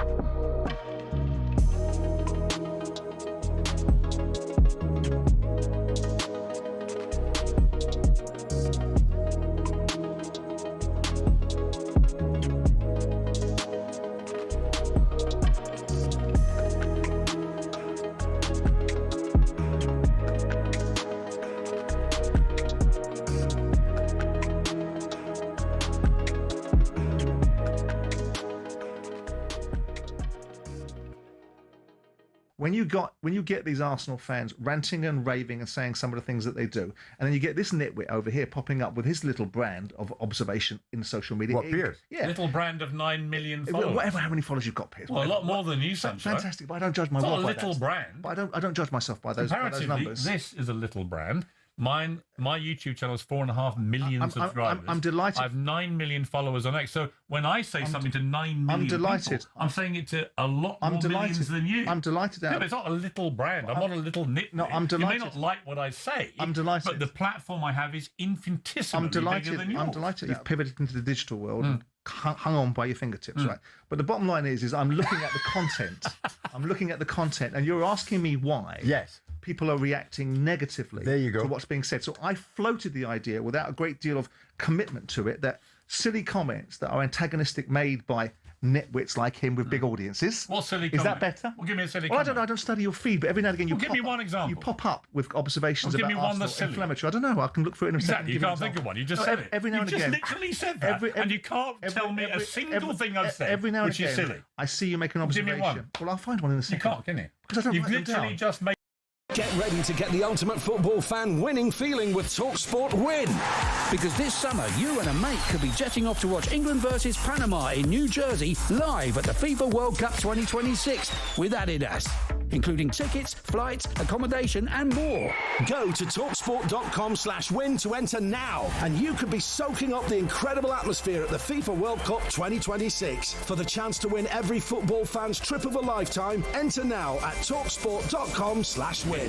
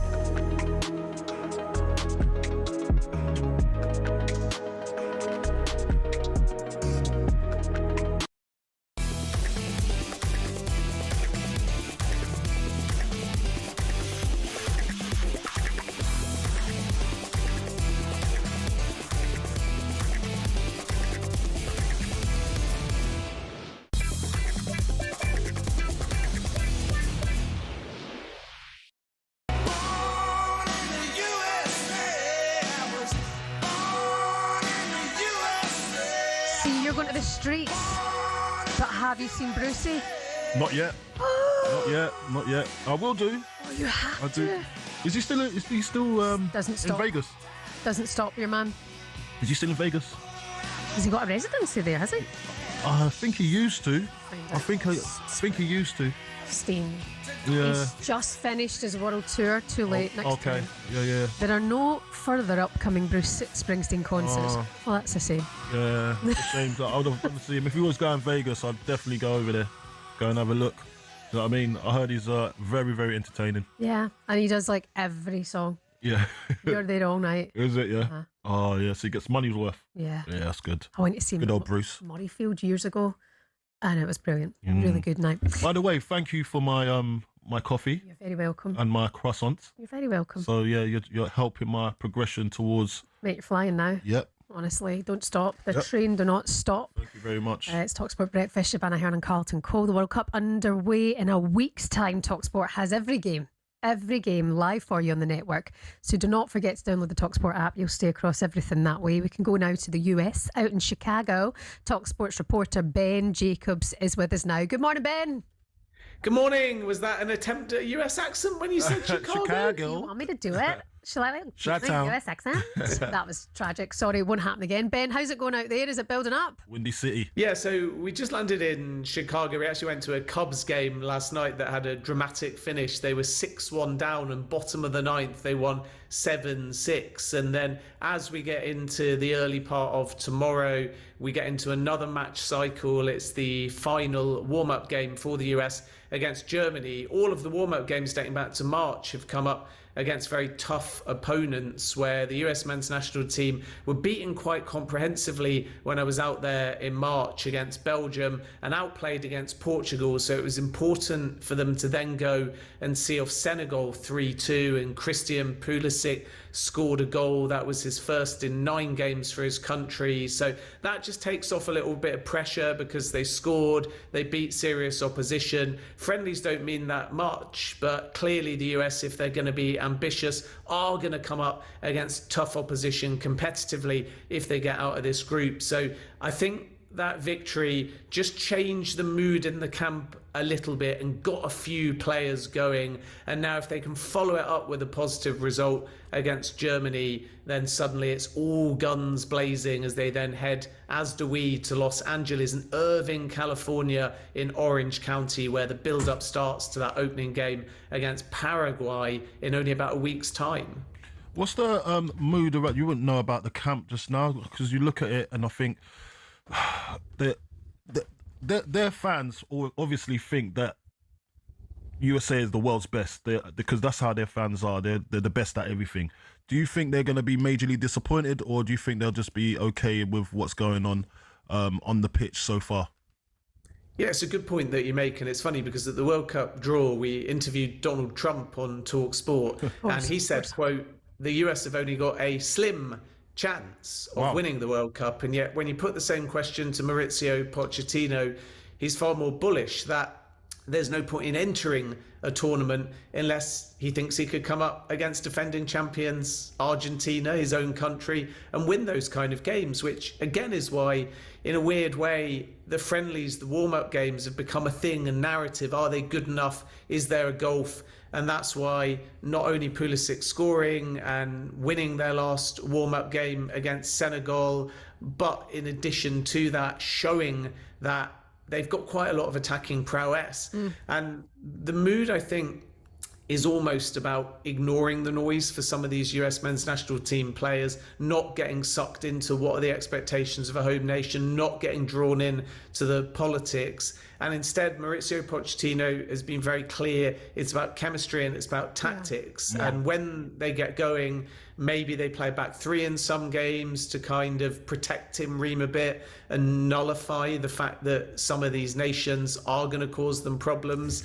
And yet against Senegal, it was more a 4-3-3. Yeah. And they had far more swagger. They had a lot more of the ball than maybe we were expecting. And once again, that's changed the mood. So on their day, I think there is belief amongst this playing squad that they can beat anybody, but they're trying to remain level-headed and not get carried away. And that's tough when you're a host nation at a home World Cup. True. And inevitably there's a media circus consistently following you. Exactly that. Listen, Ben, we look forward to it all. We'll catch up with you again very, very soon. Ben Jacobs there, our reporter out in the US. It's time now for our coffee break with Costa Express. The Costa Coffee Break on talkSPORT, sponsored by Costa Express. Quality coffee, quality day.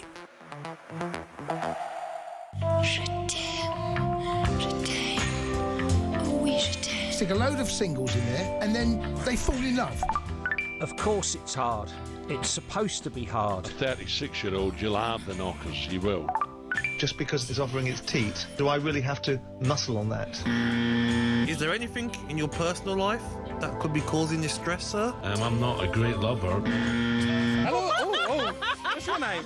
Sarah Louise. Sarah Louise. Crikey, you're up for it, aren't you? I was in love at the time. That's what I was doing. At the time.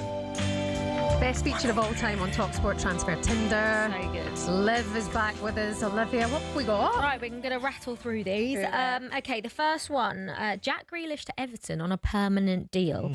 So he's a 5'9" winger from Birmingham. He's been lucky in love in the short time at Hill Dickinson, but could it be more serious? Pep didn't fancy him, but Maresca might. Does he have his heart set on settling down in Liverpool? Jack Grealish to Everton on a permanent basis. Are you swiping left or swiping right, Carlton? Left's good, yeah? No, right. Right's good. Right's good. I'm swiping right. Match made in heaven. You've got a match. Yeah. Match made in heaven. There we go. He gets it. Yeah, I'm swiping for Jack Grealish to Everton as well. It's got a good. It's got a ring to it, isn't it? Could be long term. Could be love. Yeah, I think it might be love, and I also think the way Maresca plays football, I'm not quite sure that Jack Grealish is. Yeah. He plays similarly to Pep, doesn't he? So I'm not quite sure if he's his guy. Okay, next one. Yan Diomande to Liverpool. So he's a 5'11" winger from the Ivory Coast. His current relationship is in Germany, but his dad has always wanted him to settle on Merseyside. Well, his dad approve? I think so. His dad does approve already. Right. Mo Salah has left Liverpool fans heartbroken, but could Yan Diomande be the one to steal their hearts once again? Are you swiping left or swiping right, Yan Diomande to Liverpool? Why not? Have a go, yeah. Go on, Jan. Yeah? Go for it. We'll flirt a bit. Yeah, Flirt a bit, see how you feel. See how you feel. Yeah, and then swipe right. Yeah, I'm swiping right. Swiping right. Yeah. He's predominantly a left winger, but can play on the right as well, so he's versatile. Well, they need the left. They need the left as well. They need both, don't they, need both, really? Yeah. So, yeah. I think, yeah. Ticks 2 boxes. It's another match made in heaven. Love is in the air, look. Green flags. Green flags all around. And the last one, I have a feeling this isn't going to be a green flag, which I've sort of made it up because producer Ollie let me pick the player. Bradley Barcola to Chelsea. I like it. I can see why you've come up with this one. Yeah. I like He's it. on my wish list. Yes. 23-year-old versatile forward from France. He's a wanted man. Yeah. Plenty of competition, even from rivals in London. He's young, stylish, classy. Yeah. Chelsea fans are pining for him. Desperate, you could even use the word. Does this back-to-back European champion fancy a rendezvous in blue? Definitely. He probably does, especially with Alonso there. That's the main attraction. So he's definitely going to go because he's going to want to build on something with Alonso. Fresh new project. Makes sense. Swipe right. That is my dream. If you could ask me right now, one signing for Chelsea in the summer, I'd pick Bradley. His hairstyle fits in I'd over pick there Bradley as well. Barcola. His hairstyle fits in. I mean, I don't think it's going to happen. No Europe. We're hoping the pull of Xabi Alonso can sort of help bring some players in. Well, But yeah. He's just won 2 Champions Leagues. How much he won? Nice, put it out. You've put it out there now, Liv. Yeah, Bradley Barcola to Chelsea, why not? Attractive. Why not? Love it. I love Carlton. He's a lover, not a fighter. He just matched everyone up there. Yeah, we'll give it a go. Give it a go. Yeah, why not? You've got to do it, haven't you? You've got to try. Try before you buy. It's a good fit. Yeah. We should all do that. Olivia Bazzaclo, thank you very much. Thank that was you, all Simon. thanks to Costa Express. Coming up for you. Is it coming home? Calm down. We're joined by an England fan who believes it truly is. And if you want to have your say, is it coming home? Call us now, 03717 22 3344. The Costa Coffee Break on talkSPORT. Sponsored by Costa Express. Quality coffee, quality day.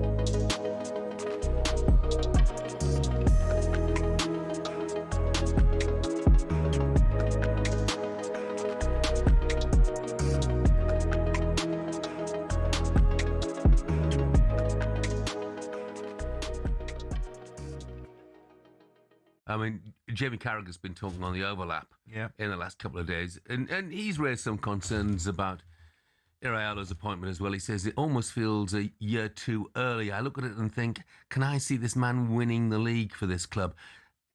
And I get that point, but on the other hand, you know, can you see Enzo Maresca winning the league? It is first season for Manchester City.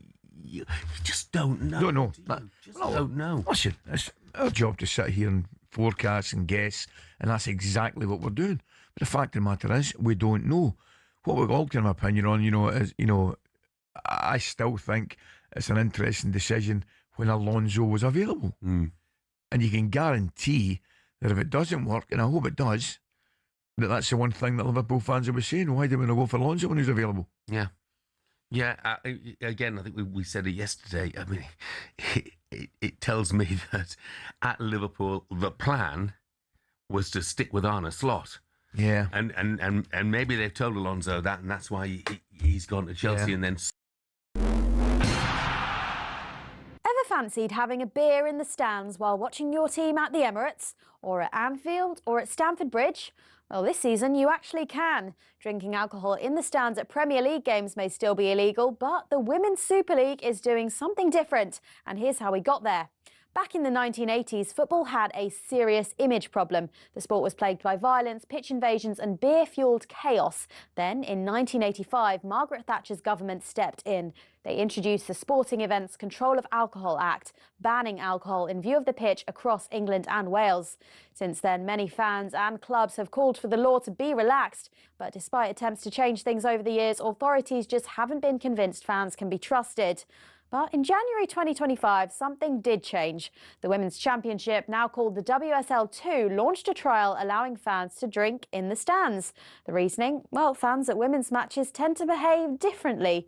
Less aggression, more family-friendly vibes. As a result, select WSL and WSL2 stadiums are now allowing fans to drink alcohol in view of the pitch. It's been a landmark move showing growing trust in fans and recognising that women's football is building its own culture. So could the men's game be the next to leave the 1980s behind? Well, maybe, if fans can prove they can handle a pint without pitching it at someone. Yeah, don't hold your breath. Until then, it's Bovril all around. Cheers to that.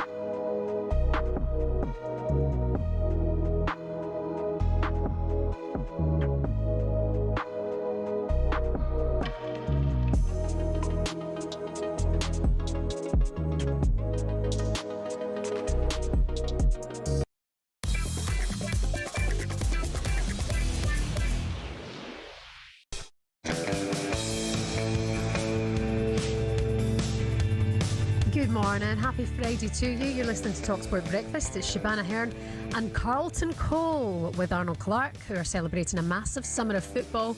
Buy a used car in June and then you'll be entered into their weekly draw to win the cost of it back. Lovely stuff. So after Jason Cundy left Arsenal fans absolutely livid with his PSG win celebrations, it was Jamie O'Hara's turn to issue a sincere apology on behalf of the show. Let's listen to this. I actually want to apologise, and I know we've got to have a recap on it, and I want to apologise to Arsenal fans because, I thought it was just a bit too much. So let's just take a quick look back on Cundy's behaviour. Fair play from you, in the last week. He took it too far, Dino. He took it too far. He took it too far. Up the PSG. Up the PSG. Up the Champions League. Up the Chelsea. Cundy, you legend. We absolutely love you. Everyone loves you. Sports Bar loves you. The people love you. The Arsenal fans hate you. But who cares? Oh my gosh. Jason don't care. He doesn't. Look, I was there for the apology. I thought he was sincere. Right. Then he goes on a rant again. Doubles down. He doubles down and he takes back his apology. He doesn't apologise. He kind of apologises and then just disperses of the apology. Imagine it's being his weird. wife. Imagine being his wife if they ever have like an argument and then he's certain on something, he goes back to apologise just to make it right. Yeah, but he ropes you in. He ropes you in. So he gets the old fishing rod out, ropes you in, and then puts you back in. Yeah. Like it's bang out of order what he done. But do you know what? I'm here for it because that's what football's about. It's all banter. Everyone knows it's well documented. He's a Chelsea fan. Yeah. And what do you expect a Chelsea fan to want an Arsenal team that's not won Champions League? Because remember, Chelsea are the only Champions League winners in London. And he loves that title. You know, he loves that title. So I look at it and I think, fair play. He's gonna rub it in a little bit, isn't he? I mean, I think in terms of football, I look at this Arsenal situation. I think, God, have we not gone a bit soft? If you're really that upset by Cundy and a Bonlahor dancing around the office, because there was really no malice in it. It was a bit of fun. There is malice in it. There's no malice. It's a lot of malice in it. When you speak to them, they're having. Oh no, they're having it's fun. Not like anger and vitriolic hate. No, but what it is, that's what they're getting back. Yes, that's the energy they're getting back. So therefore, those people need to apologise for being so hateful. They're just winding you up. Life don't work like that. You know that. If you're winding me up, I need to put you down. I'm going to say something hateful towards you because that's my team. So nobody needs to apologise. That's the thing. I think when you're in Glasgow, right? Yeah. If I ever start feeling sorry for Rangers.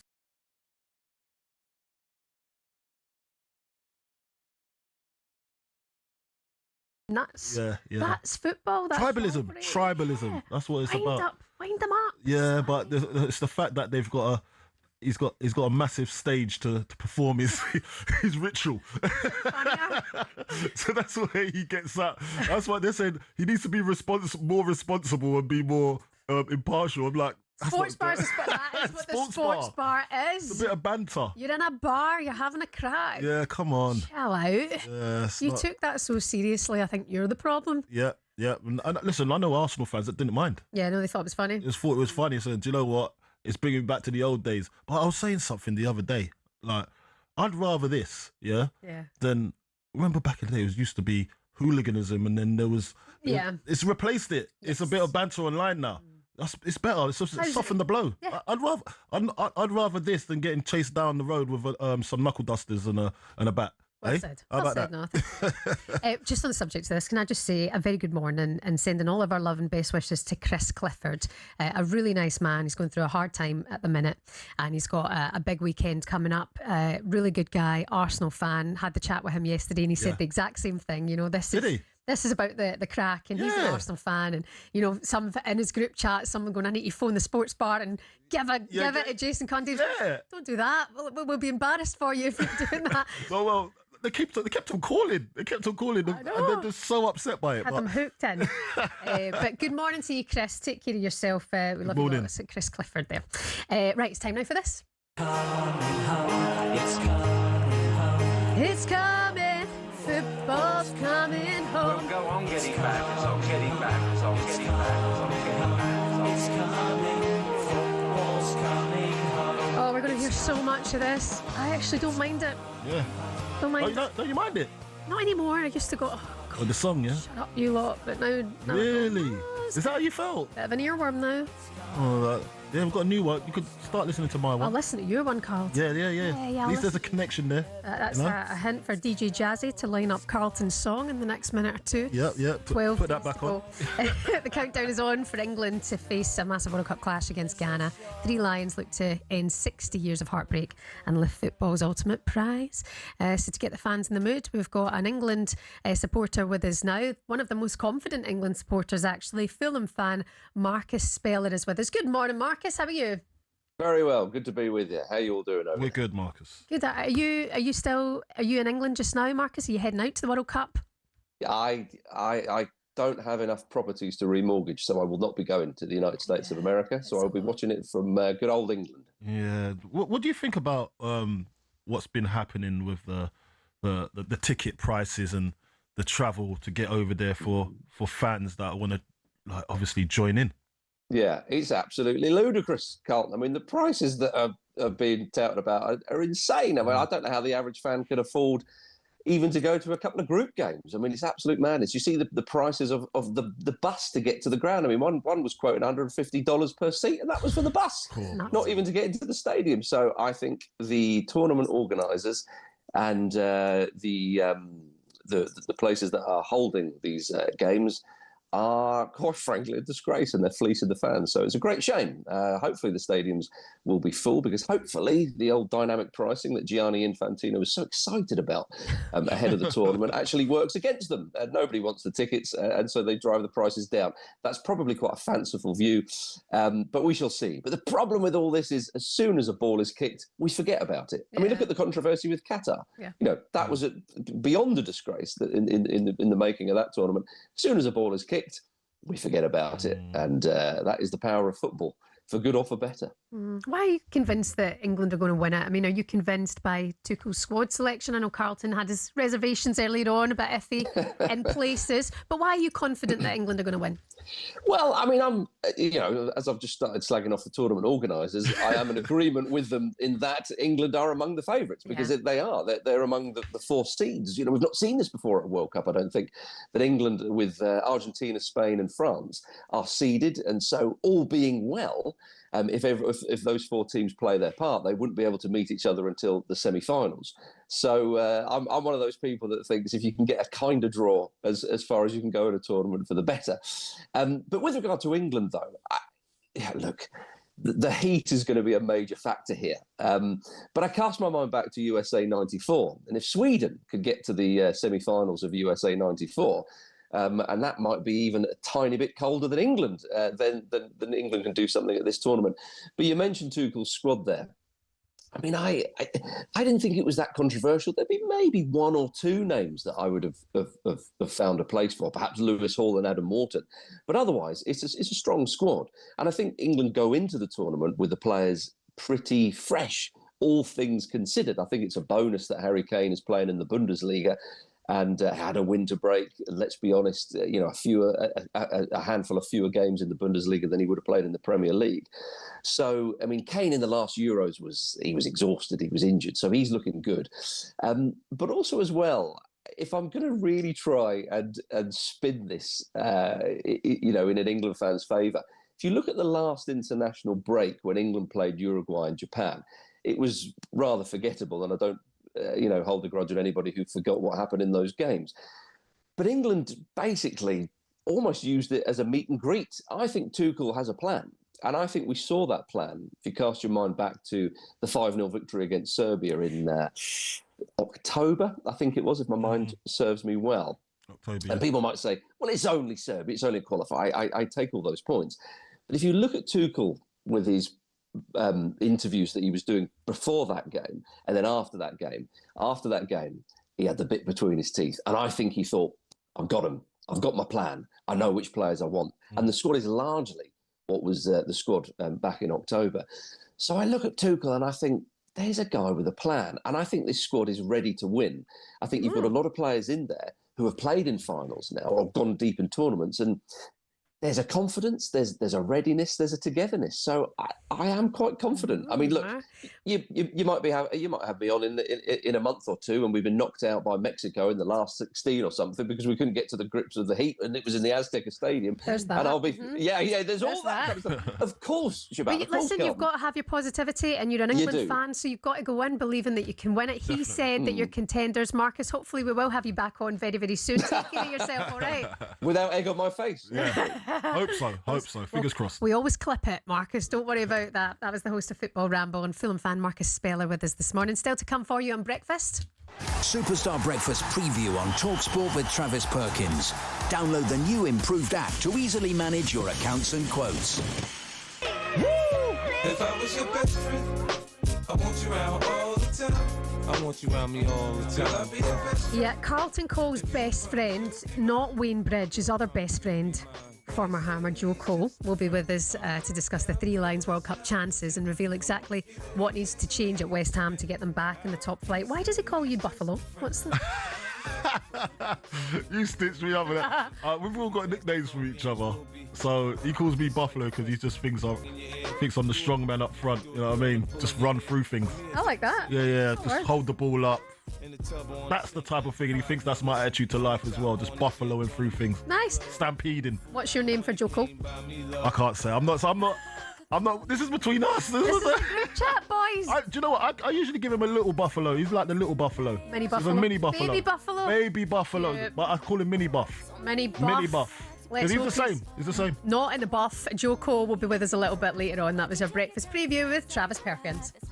Superstar Breakfast preview on talkSPORT with Travis Perkins. Get free next day track delivery. Head to travisperkins.co.uk or download the app.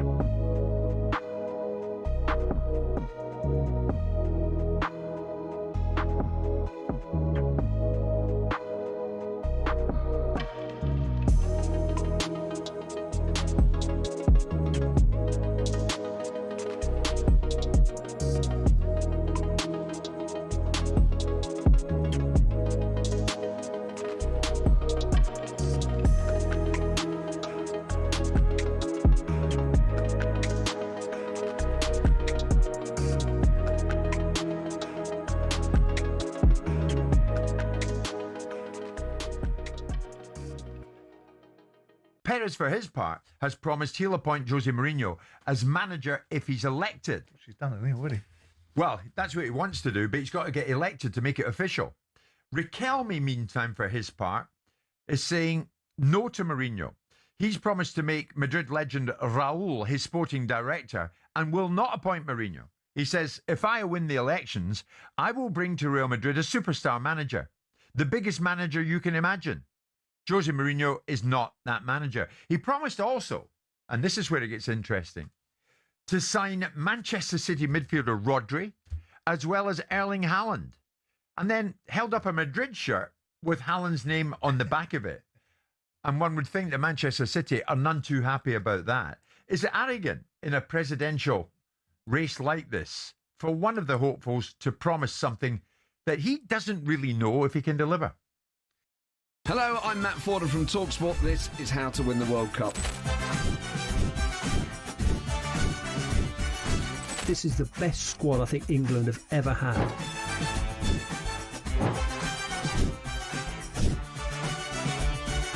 He used to love America, now he doesn't. It's very sad. It was so important to succeed because of all the pressure we received. Don't jump for this one, I'm going to knock his head off.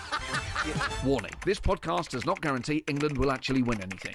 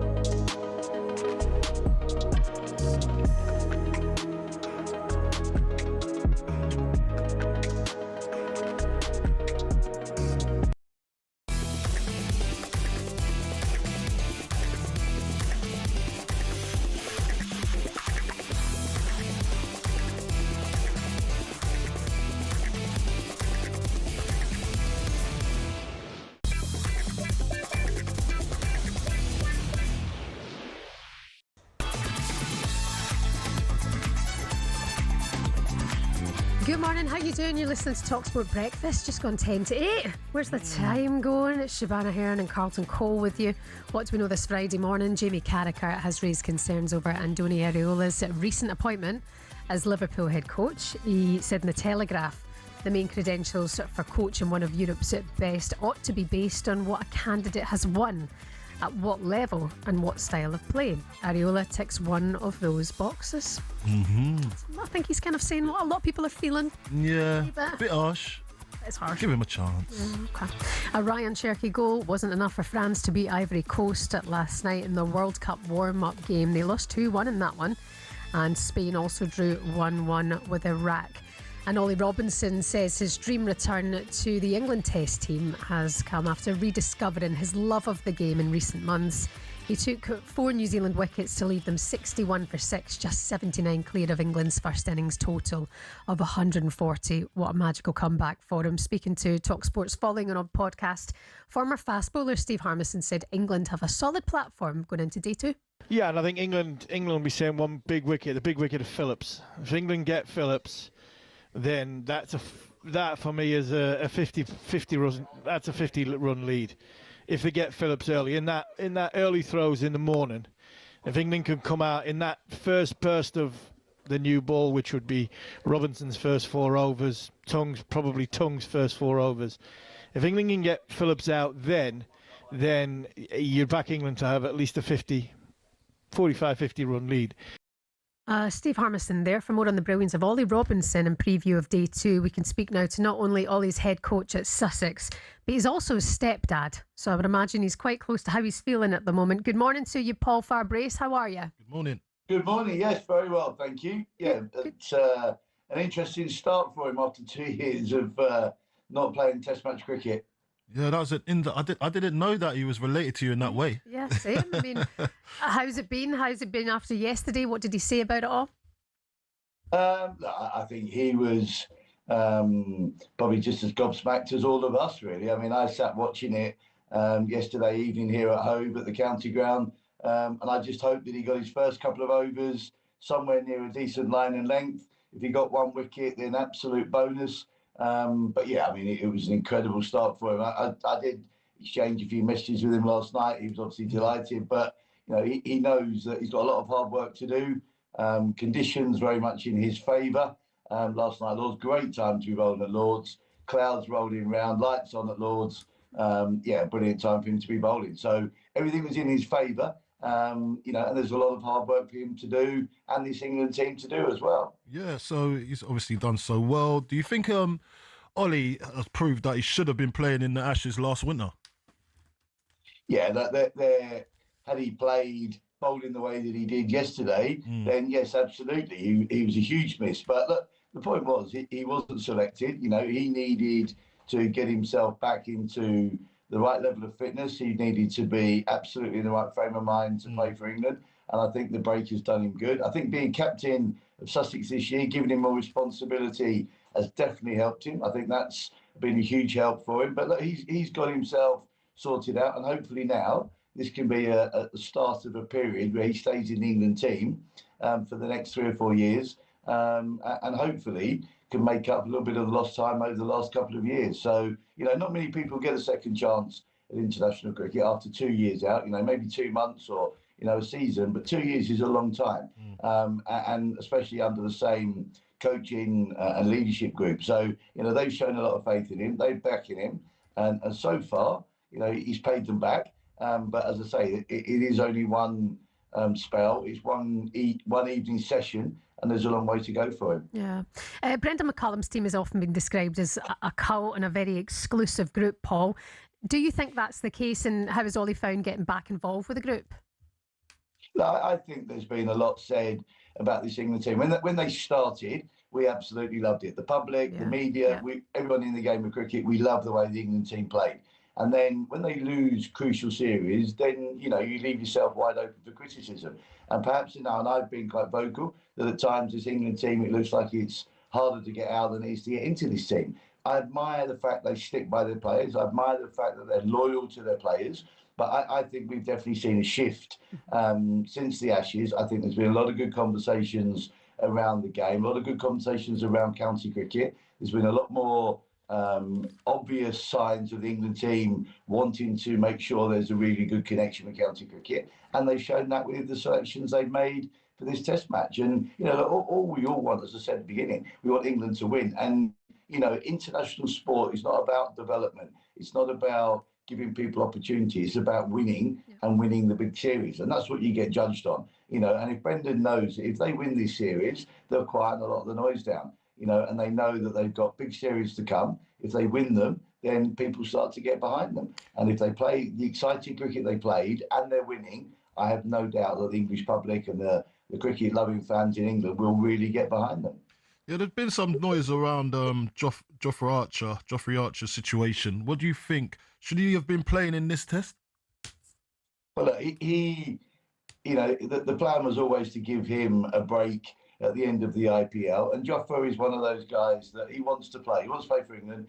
He wants to play cricket. He had a long period out with his elbow injury, and Joff is a fantastic bloke to have in your team. Not only is he highly skillful, but he's just a great bloke.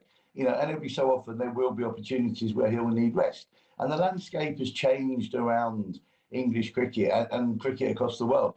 Previously the only way you could earn extra money or gain extra cricket as a county cricketer was to play for England and play international cricket. Now you've got the franchises all around the world. You've got huge amounts of money on offer for players to go and play franchise cricket pretty much 12 months of the year. And what we all have to accept, people that are in roles in authority, me in county cricket, the ECB, we all have to accept that players have got far more choice now. And what it does mean that we have to manage players' workloads, especially the fast bowlers. Everybody wants a bit of Joff because he's box office. He's exciting. He bowls 90 odd miles an hour. He plays with a smile on his face, and everybody loves watching him run in and bowl. But he can't do that every day.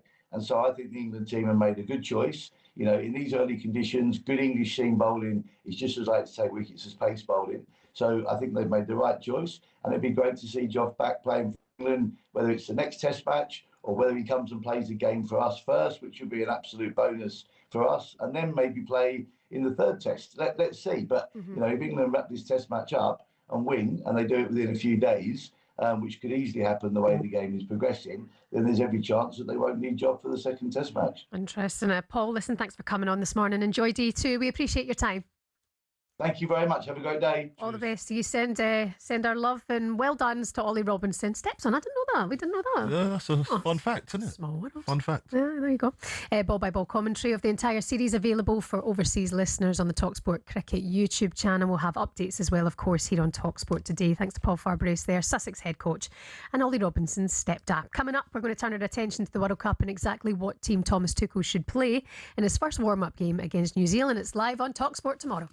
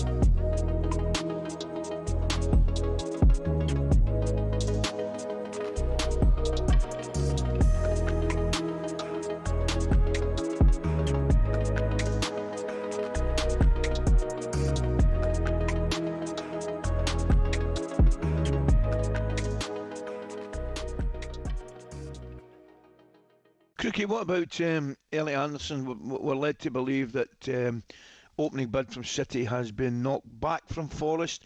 Is it just a case of a matter of time, this one getting over the line?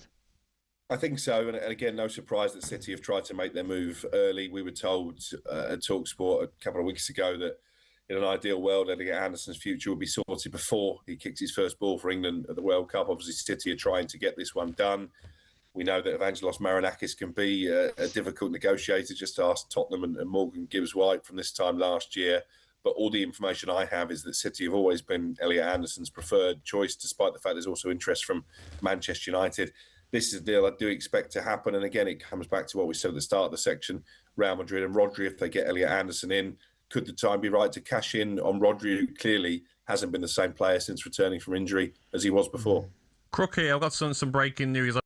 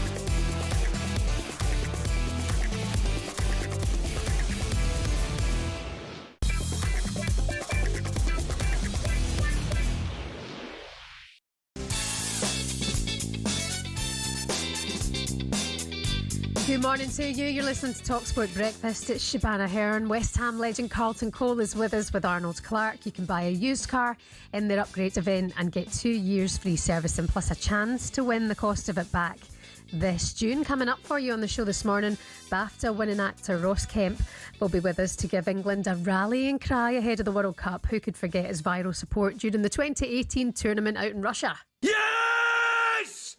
Now we hold. We do not give in. We do not allow them to score.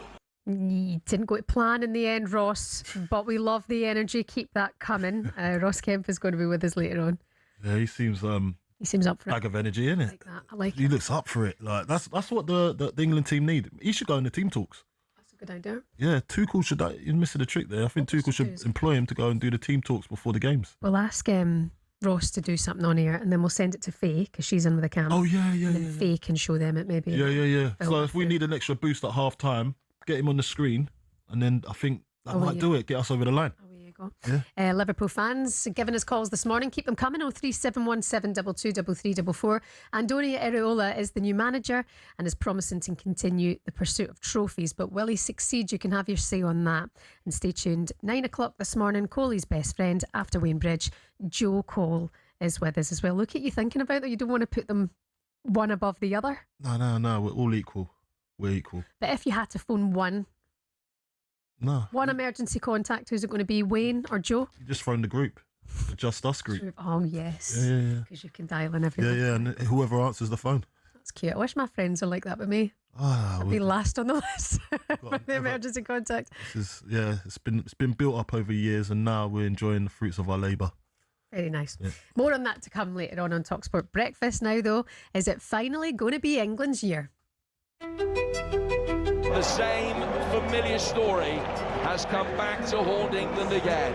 Well, we have now been consistently back in the matches that matter. So it's the last step that we haven't been able to do. If you don't get the right person in place, I think some of the really good work that Gareth's done could go out the window. To win it with England, it is a dream come true for me. So if there's still anyone doubting, we have to convince them on the pitch. Unbelievable! A Jude Bellingham overhead kick. We have an amazing crop of players. With England, we've always got a chance. It's Kane and it's shown. He is the most important player for sure. Goal scoring is just relentless. Saka turning it onto his left foot. Oh, it's a beautiful goal. The reason why they went for Thomas Tuchel is not to maintain the status quo, was to win. We will try to go all the way. We will try to win this tournament. We're going to win the World Cup, X? Absolutely. And so to the next instalment of the story.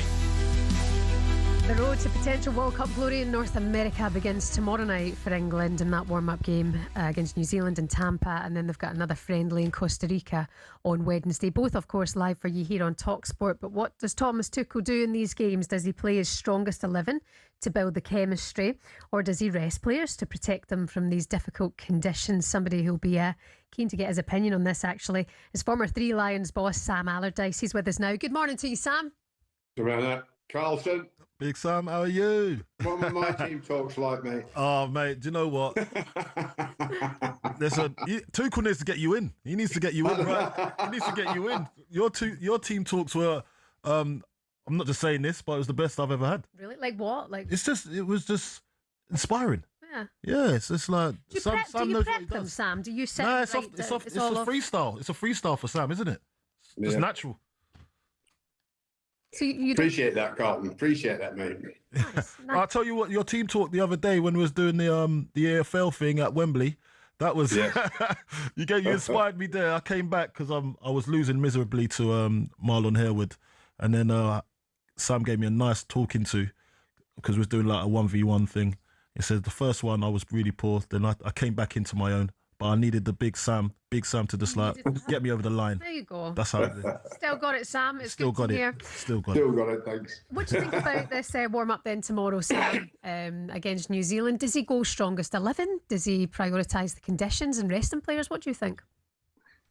Oh, a mixture, I think, Shebahn. I think that the mixture of is where does he think the player is at this particular time in terms of his energy, in terms of his mental ability, what state of mind he's in, how does he feel?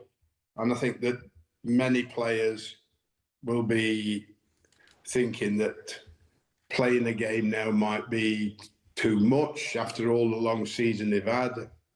I mean, I think you just have to look at how many games people have played and then say, do I really want to put a player in that's going to be very important to me and risk injury, maybe still have some fatigue after a long, old, hard season. So it's going to be very difficult to make these judgments. I mean, if they've had enough rest before the World Cup, which they haven't, then you could go a lot stronger with your selection and get the team motivated, get the team in the right frame of mind, and perhaps play your best team for the first hour or so, and then do as many subs as you need to. I think that there should be no restriction on subs against New Zealand, and get everybody moving. But certainly a difficult task when everybody's had such a long, hard season. Gaffer, do you think the selection of the squad that Tuchel's chosen to go to the World Cup in the USA has something to do with the conditions and the climate? Well, it's a good question, Carl. I think that I think he must have thought about it. I think that, like everybody else, I mean, we all have an opinion when the England squad comes out, and we all start saying, well, we should have picked him, and we should have picked him, and we should have picked him. I mean, that's why we all are so passionate about England. Like, I mean, but at the end of the day, he's the man in charge at the moment. But certainly the climate is going to play a massive part, as he is. I mean, the players who are going to be fit enough to get through those the climate, to get through the humidity, are going to be the ones that come out on top, and the ones that can recover the quickest. As you well know, Carlton, lots of players could recover quicker than other players when we were at West Ham together. Yeah. And I think that if you look at yourself, for instance, with your injury, you were as fit as a fiddle, but never trained as much as all the rest of the lads. And so you were capable, and some players aren't. So it's a big ask for Tuchel to get the right selection. It's also a big ask to make the right substitutions. And the biggest ask of all is, are England mentally strong enough to win it? Do you think he would have learnt a lot from his team, the last meet that they had against Uruguay and I've forgotten the other team, but I think do you think he learnt a lot from that, or was that a setup to go on to what he's selected in the end for the final squad? Do you think he learnt something about the players' personalities, or do you think it was something else he was doing it for? Well, I mean, I think part of my format in my time, as you well know, was getting to know you lot and getting to know you lot really well by interacting with you on a daily basis. And I think that Thomas Tuchel has had the time with the players since he's been in charge, and every time they've come together, he's learnt a lot about not about the skill of the player, but about the personality of the player, and whether that personality will be a good fit for the England team in certain situations.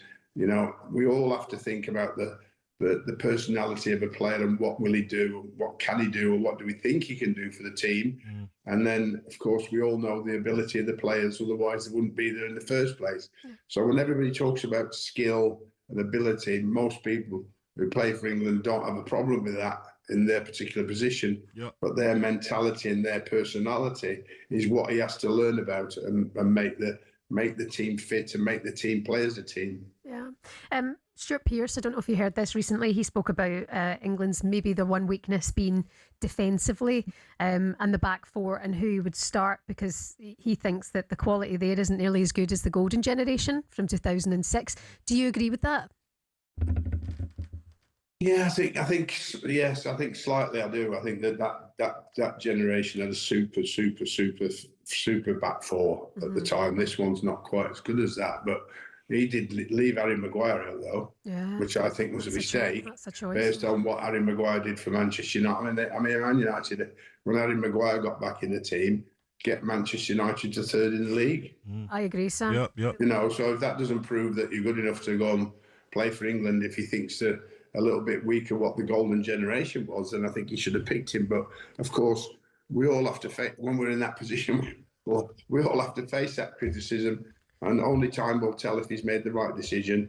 And I think Harry Maguire would have been a big character, a lot of experience, and certainly on top form again, as he has been for Man United and England in past years. Yeah. Sam, listen, thanks so much for coming on. I'm looking forward to hearing more of you across the World Cup, okay?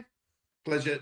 Thanks, Carlton. Good to see you, pal. Cheers. Big Sam there, Sam Allardyce, looking ahead to tomorrow's game against New Zealand. You want to see a good game as well, but you appreciate the conditions are going to be a nightmare in Tampa. That is the main thing for me, is the conditions and whether they can acclimatise soon enough. But you say that they played out in Qatar, there was like air-conditioned stadiums.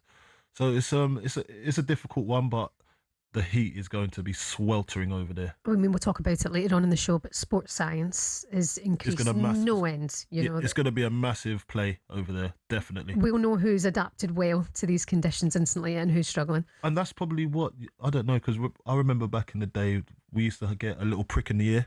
Right. And then they used to test how much oxygen you can hold and all that sort of stuff. So maybe that's what he was doing, and that's how he picked his team. Mm-hmm. We don't know what happened in that meet and greet camp, as Sam was saying. Yeah, well, he did. He gave them all that hydration tablet and then stuck them on the bike in the heat conditions, didn't he? This was his first camp, so he's been across it since the start. He knows the job.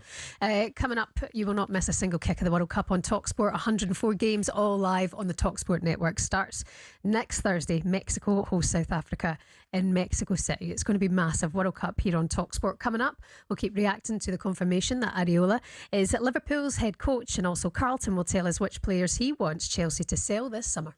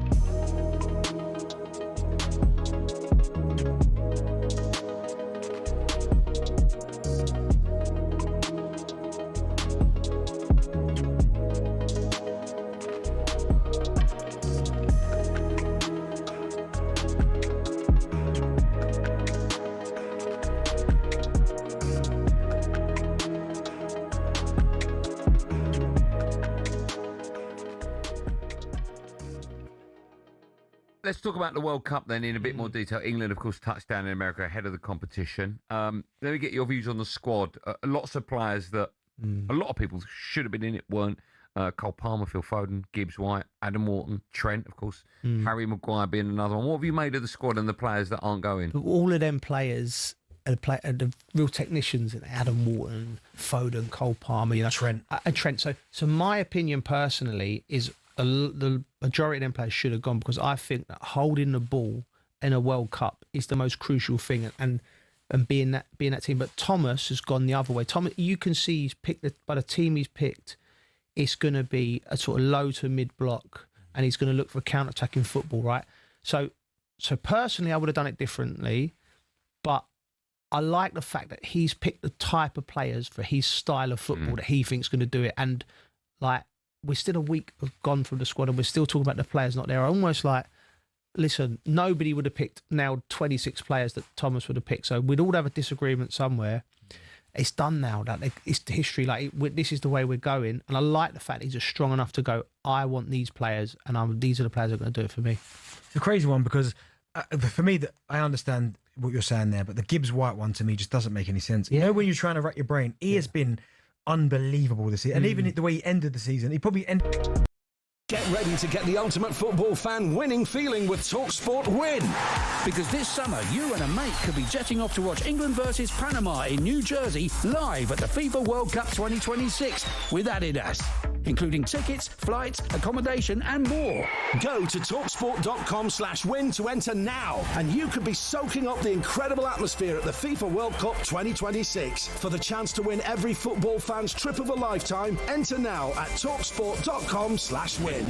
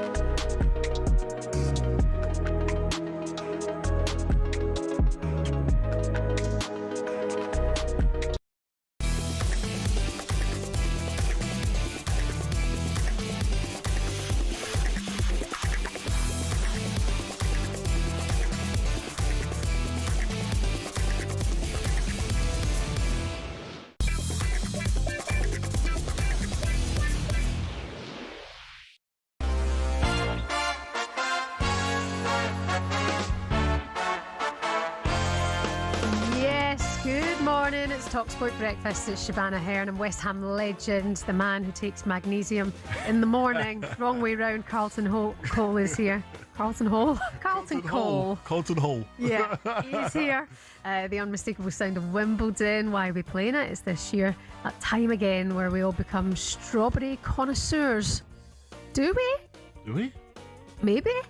Pim's strawberries and cream are up 9% now, costing £16.30. What? And if you just want strawberries, that's £2.85 for one strawberry. I think that's probably 10 strawberries it is. 10 strawberries you get. And they're probably tiny. Yeah, they're probably little baby ones. strawberries. Yeah, it's not the jumbo ones, is it? You only get them in America, really. The get jumbo the big ones. giant ones. Yeah, I love and them they're ones. Clean, they're shiny and all. Yeah. It looks lovely. Get stuck in your teeth though. What, the little pips. And like the bits of strawberry. Yeah, it does. It does. But I like it. I like it. That's mental. £16.30 for a Pim strawberries and cream. It's a lot of money. I'll sneak one in. Yeah, better win. Yeah, okay. You're going to the streets tonight. What's your gig drink of choice? It's a beer, innit? Is it? Yeah, he's a real man. A pint. Give me a pint. It does get sickening after a while, but once you actually lose it. So it's the thought of getting to the fifth pint. Get to the fifth pint, and then you're really rocking. That's and a long way to go, though. Yeah, but it is. But you're a big man, to be fair. I'm a big man. You've got more to and fill there's out. a lot of going to the toilet as well. Once you break the seal. Yeah, once you break the seal, it's just you miss a lot of the gig. But luckily enough, hopefully I get the special tickets, so I can. Wink. He's coming to the streets tonight. Yeah, Stick him on get the armband. VIP. Time now to get the latest odds with a man who loves some Pims. Coral and Simon Clare. Daily download on talkSPORT with Coral. We're here for rewarding the fans this Epsom Derby Festival. 18+, gambleaware.org. Good morning to you, Simon. How's things? Simon? Oh, he's off drinking his Pims. Oh, he's got Pims. Oh, well then. Yeah, that's it. Oh, well, when he comes back we've been in a hit minute. to the side, put to the side. I've never tried the Pims in my pub. You never tried the Pims? No. What is it? Wine? Is it wine? No, it's like a. Go on. What is it? I don't know what it is, but it's alcohol.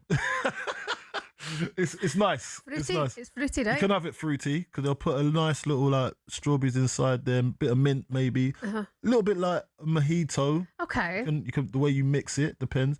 Or you can put some lemonade in there if you want to go ghetto. Bit more When you go ghetto, you put up some ice and lemonade in there. That's When people who put the lemonade in your wine, don't trust those lemonade and wine. And wine. Oh, it's a spritzer. That's not a spritzer. Yeah, What's wrong with that? Don't believe in a spritz. Well, Just put get some ice in there. Just have Prosecco instead. Or no, I don't mind that. Yeah. I don't mind that. Oh, right on. Yeah. Okay, well, we'll change that. Yeah. Is Simon coming on? We got Simon yet? What, Si? No. Oh, he's coming on in just a minute. Okay. Looking ahead then to tomorrow night's England game, the friendly tomorrow against New Zealand. We touched on the conditions earlier on. Do you want to see a performance, Carlton? Because Tuchel hasn't exactly blown England fans away. The last two, but his record's unbelievable. Yeah. Before the last camp, so no, I'm expecting him for the boys to stand up and be counted, and I reckon he's onto something too cool because he knows something we don't. Well, I wonder if Simon knows what we don't now. Simon Clare is with us. Good morning, Simon. Good morning. I was trying to talk to you. You didn't want to talk to me. No. How's things, guys? Yeah, really We're good, good. Thanks. We're just looking at the odds then for tomorrow, this friendly Simon against New Zealand. Where are we at? And also, how far can England go? Well, look, I mean, I'll say it's a friendly. We know the result is less important in many ways. The experience for the players and the way Thomas Tuchel manages his team through that. Will be very hot conditions in Miami, in Tampa. But they're 1-9 to actually win the game against New Zealand. It's 8-1 the draw. A shock win for New Zealand, who are also obviously preparing. It would be 28-1. But it's a much more one-sided rubber than last night's game between France and Ivory Coast. But we saw the World Cup favourites beaten at home in Nantes by Ivory Coast. So I suppose the result doesn't matter, and it could throw up quirky results. But, the most important thing, I think, will be a chance for England fans, and obviously more importantly, Thomas Tuchel, to have a look at his players in those hot conditions. And England, the odds are actually to win the tournament 30-2 third favourites. But actually, in terms of the stage of elimination, Yeah. which is sort of slightly more pessimistic, it's 3-1 they get knocked out in the last 16, 3-1 they get knocked out in the round of 32, 4-1 the quarterfinals, and then 11-2 semi-finals, and obviously 7-1 to win it, 32 to win it, rather 7-1 final. So it's recognising the fact that the path to glory is going to be tough, Shebahn and Carlton. I think everyone knows that. They've got to get round over some big obstacles if we're going to go all the way. I mean, in terms of the Epsom Derby then and the races this weekend, what are we looking at for that? Yes, it's a massive weekend. We've got so much going on with cricket, Grand Prix, obviously football. But for racing, this is the biggest weekend of the year in flat racing. The Derby is one of the biggest betting races of the year, historic race. It's had a bit of a fall from grace the last few years. It's underperformed, not enough people going. The experience hasn't been so great. But the Jockey Club who run Epsom have put a huge amount of effort into this year's event. They've worked working with Frank Warren and the Queensbury team to bring the hill, the famous hill, alive with a sort of festival type atmosphere. So we're willing the weather to go their way, but the racing on the track is the most important thing. And we've got Oaks Day today. Amelia Earhart is the Aidan O'Brien horse. He's the best trainer around in flat racing. He's got the favourite there with Ryan Moore. She'll be tough to beat. Tomorrow he's also got the favourite in the Derby, Benvenuto Collini, in the big race there. And I think he'll be, again, very hard to beat. Aidan O'Brien's won the race 10 times. But I'll give a shout out for people, football fans listening. Today in the 240, a good race, Group 3 at Epsom. Seagulls 11, trained by Hugo Palmer at the yard. We sponsor, rode by Michael Owen. Seagulls 11 is owned by James Milner and a load of his friends, professional footballers. He's just retired this week. He's a 3-1 chance, Seagulls 11. It's a big race at Group 3. It'd be a really fitting way for James Milner to celebrate the end of an amazing career with victory at Epsom Racecourse. So let's cheer on Seagulls 11 this afternoon. It would be brilliant. Simon, thank you very much for your time this morning. We'll speak to you again tomorrow.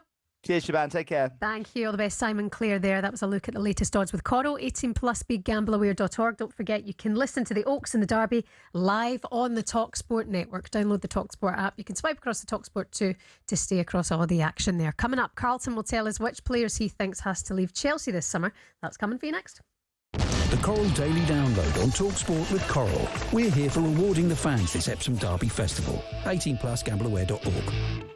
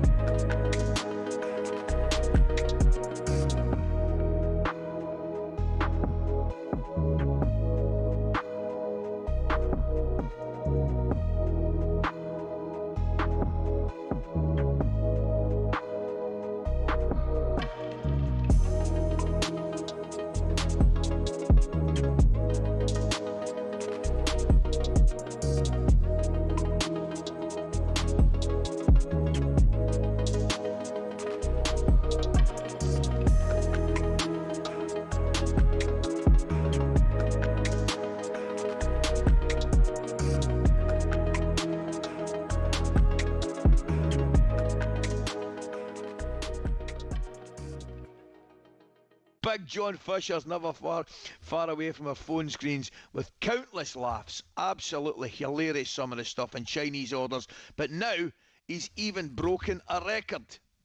Go. Egg fried rice, chicken fried rice, pork fried rice, special fried rice, Singapore fried rice, Singapore rice noodle, plain chow mein, chicken chow mein, pork chow mein, beef chow mein, chicken balls, prawn balls, pork balls, sweet and sour chicken, sweet and sour pork Hong Kong style, sweet and sour prawn, beef in black bean, chicken in black bean, pork in black bean, roast duck Chinese style, roast pork Chinese style, chicken Chinese style, crispy aromatic duck, seaweed, sesame prawn on toast, spicy pork, mixed hors d'oeuvres, chicken and sweet corn soup, chicken noodle soup, hot and sour soup, prawn crackers, chips, salt and chili chicken balls, salt and chili pork. Wow. Wow.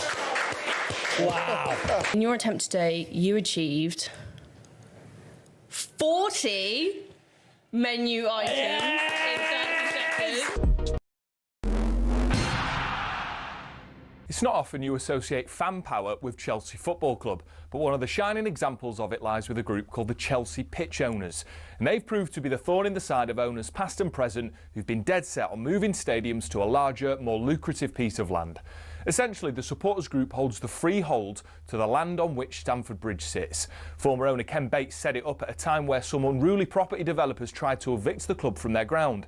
In order to prevent this, he established the CPO as a company that owned the pitch and offered the fans the chance to buy a share for £100. As well as that, they also own the rights to the name Chelsea Football Club, so if any owner wants to take them elsewhere, they can't be called Chelsea without the approval from the CPO. Now, in 2011, Roman Abramovich tried and failed to move them away from Stamford Bridge, and this has set a precedent for Todd Bowley and the current power brokers at Chelsea. They know any plan which involves moving from Stamford Bridge will require CPO approval from the now 13,000 fans who own it. There are fans who are concerned that if they stay at the bridge, they'll be left behind their domestic and European rivals who are moving to more commercially successful stadiums. But for the heritage and history lovers, Stamford Bridge is one of the iconic English stadiums, and to move away would be a grave mistake. It might not be as flashy as others, but stadiums like it have something about them that cannot be replaced. One thing's for sure, if Bowley wants to take Chelsea away from their home, he'll have to go through the CPO first.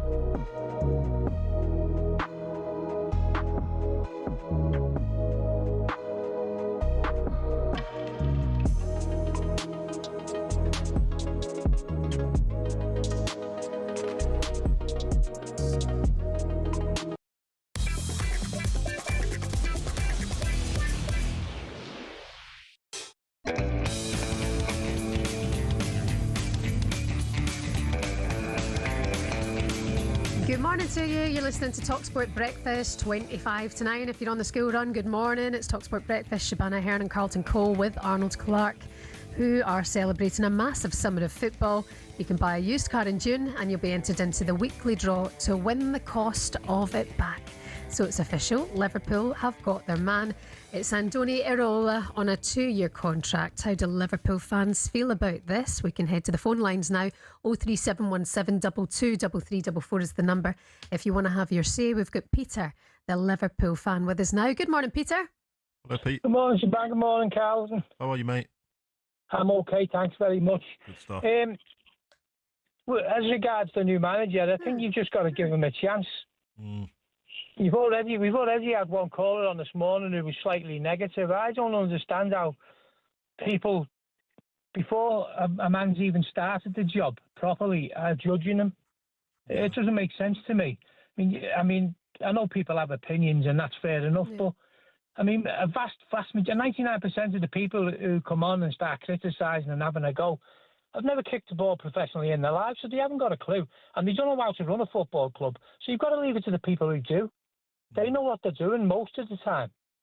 Yeah. Do you think everyone makes mistakes? I think you've just got to give the man a chance. He's proved he's a good manager. Yeah, I agree with you. Me and Shebahn agrees with you, but what it is, I think where people are a little bit sceptical is that he hasn't won anything, as in anything worth noting in English football. And I think what Peter, not many have. Yeah, and I know, and that's where we're at the moment. So you've got to sign potential. Out of the current managers that are managing in England now, how many of them have actually won a trophy? Not many. And how many have won the Premier League? Just one. Just Arteta. Are they all supposed to be sacked because they've never won a trophy? No, he's got to give him a chance. I don't think so. The thing is as well about about Slot. I mean, he came from Feyenoord, but he'd won the Dutch league. And then I also look at the Premier League, and we say it's the best league in the world. And he got them to European football and just missed out on Champions League. So in a way, there's a little bit of a trophy there. Would feel like a trophy for the Bournemouth fan base, who are now in Europe next season. I agree with you, Peter. I think he needs the opportunity. It's a massive job. How many of these supporters who are having a pop already knew much, if anything at all, about Klopp before he joined the club? I bet you there's not. I bet you the majority of them didn't know a great deal about the man. I just don't want it to be a start of things to come where fans, especially Liverpool fans, who are known for backing the manager at all times, no matter what, then they're not happy with this manager. Then where do you go from there? Then it starts a little. You start to be normal, because when I see Liverpool fans, I always see them backing their manager, no matter what. Whoever, if you're going through a poor season, it's the player's fault. Yeah, that used to be the case, Carlton. You're quite right. Liverpool fans are notorious for backing the manager, but this, I don't know what it is. I don't know whether it's the younger generation who want instant results and instant success. It doesn't happen. It doesn't happen. Social media. It's the social media, you think? You think it's the social media? Everyone's got an opinion. Doesn't help, does it? No, everyone has got an opinion, and that's fair enough. But it's the keyboard warriors who come on and slaughter managers and players without having played the game, and then kick off about certain things that they don't really know anything about. They just, because they come out of the pub on a Saturday 3/4 drunk, and they have a kick around on a Sunday morning in some poxy little league, they all think they're Beckenbauer. Peter, brilliant. Thank you for your call this morning. Good luck to you, Pete. Thank you very much. Keep up the good work. God bless you. Thank you very much, Peter. Now, as we've got the big man next to us, it's only right that we introduce our brand new talkSPORT breakfast feature, Out in the Carlton Cold. You're as cold as ice. Carlton Cole, left footed! Game over! Carlton Cole has scored the goal! They don't have chitty chitty bang bang cars. What? Chitty chitty bang bang cars? Is that from Mary Poppins? I kind of got to pick Ronaldinho's brains. We was in Vegas at a nightclub. Mate, so I was in Glastonbury, right? Yeah. And the toilets are so far away. So I'm there trying to hold my wee in for quite a while. And then obviously it starts to come out even more. Carlton Cole! West Ham have the lead! Carlton Cole's out in the cold. You're as cold as ice. All you, Carlton. That was all you. Oh, gosh. Listen, it sounds a lot worse than it is. I don't know why I'm here. I don't know how I got here. I got the call up, and I'm here doing the breakfast. But I used to do the breakfast before. Yeah, and I used to, but I never used to be able to say certain words. And it was the Mary Poppins. No, Chitty Chitty Bang Bangs. That's from Mary Poppins. That's great. Oh yeah, that's what I'm like. This is what you get from me. Nonsense. Yes, we've got Carlton Cole with us. The rules are simple for this feature. I'll fire a topic at you, and then you have to give me 3 people who are out in the Carlton cold. First, it's England. Much has been said about the squad and whether Tuchel's choices were right or wrong. But what we want to know is what 3 players will not get a single minute at the World Cup and will be out in the Carlton cold. Oh, it's a tough one, isn't it? Because I don't know what Tuchel's thinking. He's made some decisions that I wouldn't agree with, so I can't even follow him. But that's why he's world class, because he doesn't think normally. Yeah. So, but what I would say is, I'd go with probably a Dan Burn. Maybe won't get any minutes, but I know it's harsh to say. Jordan Henderson, as he's there to put the music on. And then I'll go with Jed Spence. Okay. Maybe. Okay. Because, but then I say he's quite quick as well, so he might play certain games.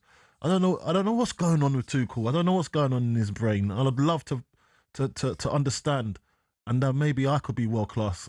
The thing is, you might be right. All of these players who you mentioned there might not get minutes. Yeah. But honestly, as we keep talking about these blooming conditions, you might see all of them. Yeah, that's one thing. So, as I said about the conditions, it's going to play a massive role. And if he might use the whole squad.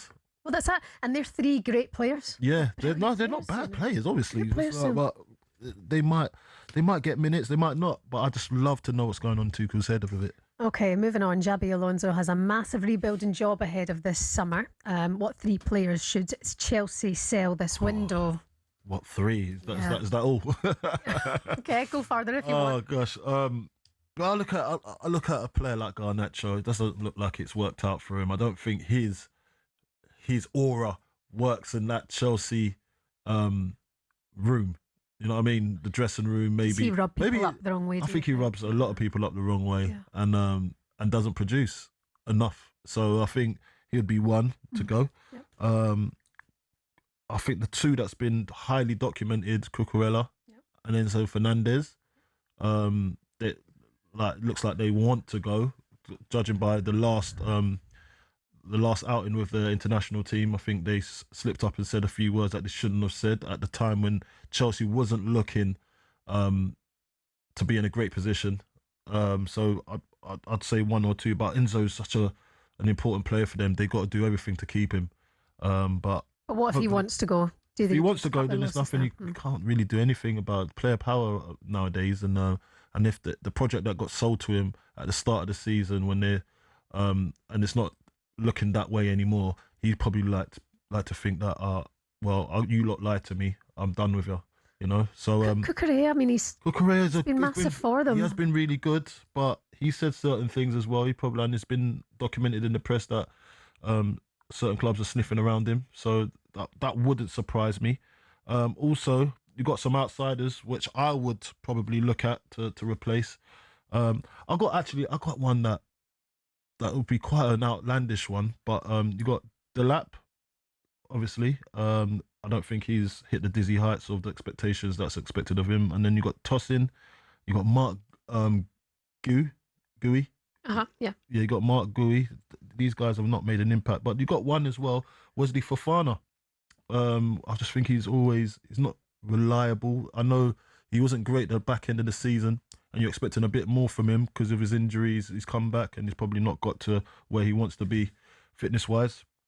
But he's just always injured for me, and he's one of the leaders in that dressing room. I feel we need more from him. But I've got someone that might need to come back. Oh, go on. Because I think ever since he's left, Cole Palmer's form's dipped because of injury as well. But I think the connection, because he was getting the runs, he was making space for him. Nicholas Jackson to come back in the fold. How does that sound to you? It sounds good to me. Chelsea fans, you can share your thoughts with that. Because instead of Delap, you know what I mean? I know. Do you think Delap's move just came a bit too soon? Yeah, I think it's a step too far for him. And I'm not saying he's a bad player, but I think there's levels to this, you know, and you can build up to that level. And I think Delap right now he's not cut the mustard, has he? Okay. Okay, moving on then. What 3 talkSPORT presenters would you not go to Glastonbury with? Last time you were here once with Alan, you were talking about finding your way to the toilet at Glastonbury. The wee was so close, it was coming out. Who would you not want to go to Glastonbury with at talkSPORT? Go on, say it straight. Say it straight. Say it straight, mate. So I'll have to Simon Jordan. No, he's not making the cut. He's not making the cut. So I don't think he's interested either. Well, I wouldn't want to go, you nitwit. Yeah, exactly. I don't want to. I wouldn't want to go with you either. Yes. So yeah, it's too philosophical. Was it philosophical? There it is. Philosophical. Okay. It's too much for me. It's a mouthful this morning. In fact, you and Simon on a show together would be a great Imagine me saying philosophical and then he'll be like, "What did you just say?" So yeah, I'm not that. That's not gonna work. That's out for fine. me. He's not got my type of banter. Then you've got Jeff Stelling. Just gonna be moaning. Plus, he's gonna get to we're gonna get to the shows in the crowd, and he won't be able to see nothing. It's too short. Oh, fair. Yeah, he's gonna have to go on my shoulders. That'd be nice. No, it's not gonna be nice. Not for me. Because he'd be up there moaning. Because I'll look at him. I'll think, oh, look how small you are. Get on the shoulders. Come on, get on the shoulders, lad. Wee Jeff. Yeah, Jeff. Wee Jeff. And then I've got to go with Jason Cundy. It's too much heat for Cundy at the moment. It's too much heat. Like, we'll be walking through right? Yeah, we'll be walking through, and then he's just bad attention, bad vibes. Right. Arsenal fans will see him, just want to collar him, you know, put him in a headlock.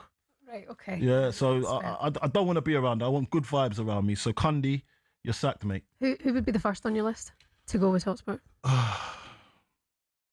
Well, you can't say it. To go. Just one. Okay, Shebahn, you're coming with me. I'm in, mate. Yeah? You didn't have to ask. Shebahn is coming with me because you seem like a good vibe. Let's do it. We will have a good time. Okay, that was Carlton Cole. Don't forget, we're giving you the chance to win the trip to the 2026 FIFA World Cup, courtesy of Adidas. You and a mate could be in New York on the 27th of June to see England versus Panama live. We've got your flights, hotels, spending money, accommodation, all sorted out, match tickets, and the official try-on to match ball, all covered in this brilliant prize. Head over to talksportwin.com to enter, and you can get the full terms and conditions there as well. Good luck to you. Coming up next, get yourself up for this. Ross Kemp will be with us. You do not want to miss it.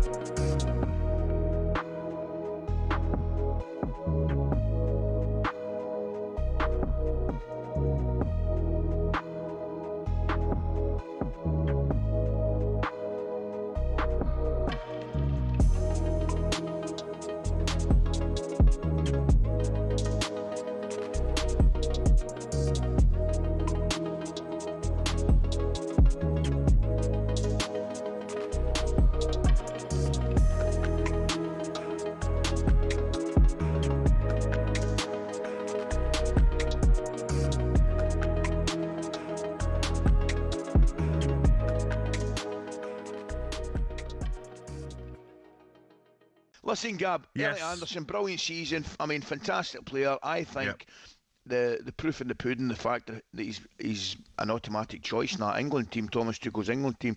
What's he worth? Are we getting crazy? He's not worth 100 million, is he? No, do you know what, Ali? Probably like a couple of months ago, I was like, maybe that's a bit much. But when you look at his whole season, played every game in the Premier League, Ali, 38 appearances, 4 goals, 4 assists. Yeah. And people might look at those stats and say, okay, that's okay. But this is a defensive midfielder, more or less, at Forest. Yes, he had the licence to get forward, but he wasn't playing number 10 like Gibbs White was. He can do everything, Ali. Win the ball back as a number 6. He can can play further forward as an 8 as well. You could play him off the wing if you wanted to, Ali, and he'd have a good game. He's got everything, can score goals, can pass the ball, can get the ball back. He's got legs. 23 years of age as well. Coisty. Get ready to get the ultimate football fan winning feeling with talkSPORT Win. Because this summer, you and a mate could be jetting off to watch England versus Panama in New Jersey live at the FIFA World Cup 2026 with Adidas, including tickets, flights, accommodation and more. Go to talksport.com/win to enter now, and you could be soaking up the incredible atmosphere at the FIFA World Cup 2026. For the chance to win every football fan's trip of a lifetime, enter now at talksport.com/win.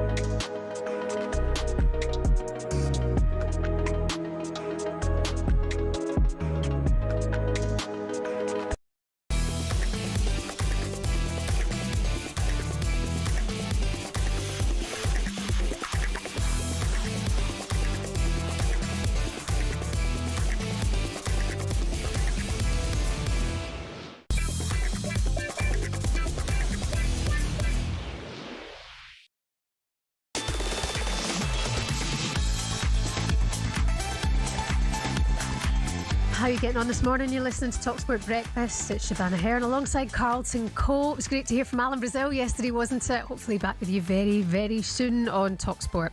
Now we're joined by England's biggest fan. England are nearly there. Can he save this one from Baka? Yes, he can! A solid hand to it. Pickford, you beauty! You beauty! Intercept from Lingard and powered into the net by Dele Alli. England are on their way to a place in the World Cup semi-final. Everyone now should be worried about facing us. Bring it on. It's Kieran Trippier. Oh, it's in! What a start for England! Yes! Now we hold. We do not give in. We do not allow them to score. Oh, you're absolutely brilliant. The energy we need on a Friday morning with a World Cup just around the corner. BAFTA award-winning actor Ross Kemp is with us. Good morning, Ross. Ross. Good morning, team. How are you? This is a dream for me. I've never spoken to you. I've never come across you. And Mate, you are an absolute legend, mate. Honestly. As you are. No, Carlton, no, mate, no, no, my no, friend. no, not like you, mate. You are something else. Trust me. If only my wife felt the same way as the rest of my kids. Yes. You go, man. Yeah. So listen, you're obviously a massive England fan, and I've seen the clips, and now it's coming upon us. What do you think we need to get it over the line? What do you think? Well, I'd like to see France get knocked out in the early stages for starters. Well, they lost yesterday, Ross, so you never know. Do you know what? That's the other thing about it. We have recently, and I think this is from Gareth and you know how he sort of changed the way we approach those games, particularly with the penalties. You know, looking at the time that the Germans took to take a penalty, which was the longest by far, which made them the most successful. You know, I think he changed the way that the England team perceive the way they approach championships, not as also runs, but as actual winners. And I think we've had that shadow of 1966 hanging over us for so long. We've just got to forget about that. Be realistic about where we could finish, you know, and I definitely think we could make it to the semis. And after that, you know, who knows? That's brilliant. Look, you're just talking about Gareth there, and I think he had a lot to do with the perception of what the England team's relationship with the fans has looked like. Do you think he's done a great job? And what do you think of the Tuchel appointment carrying that history on?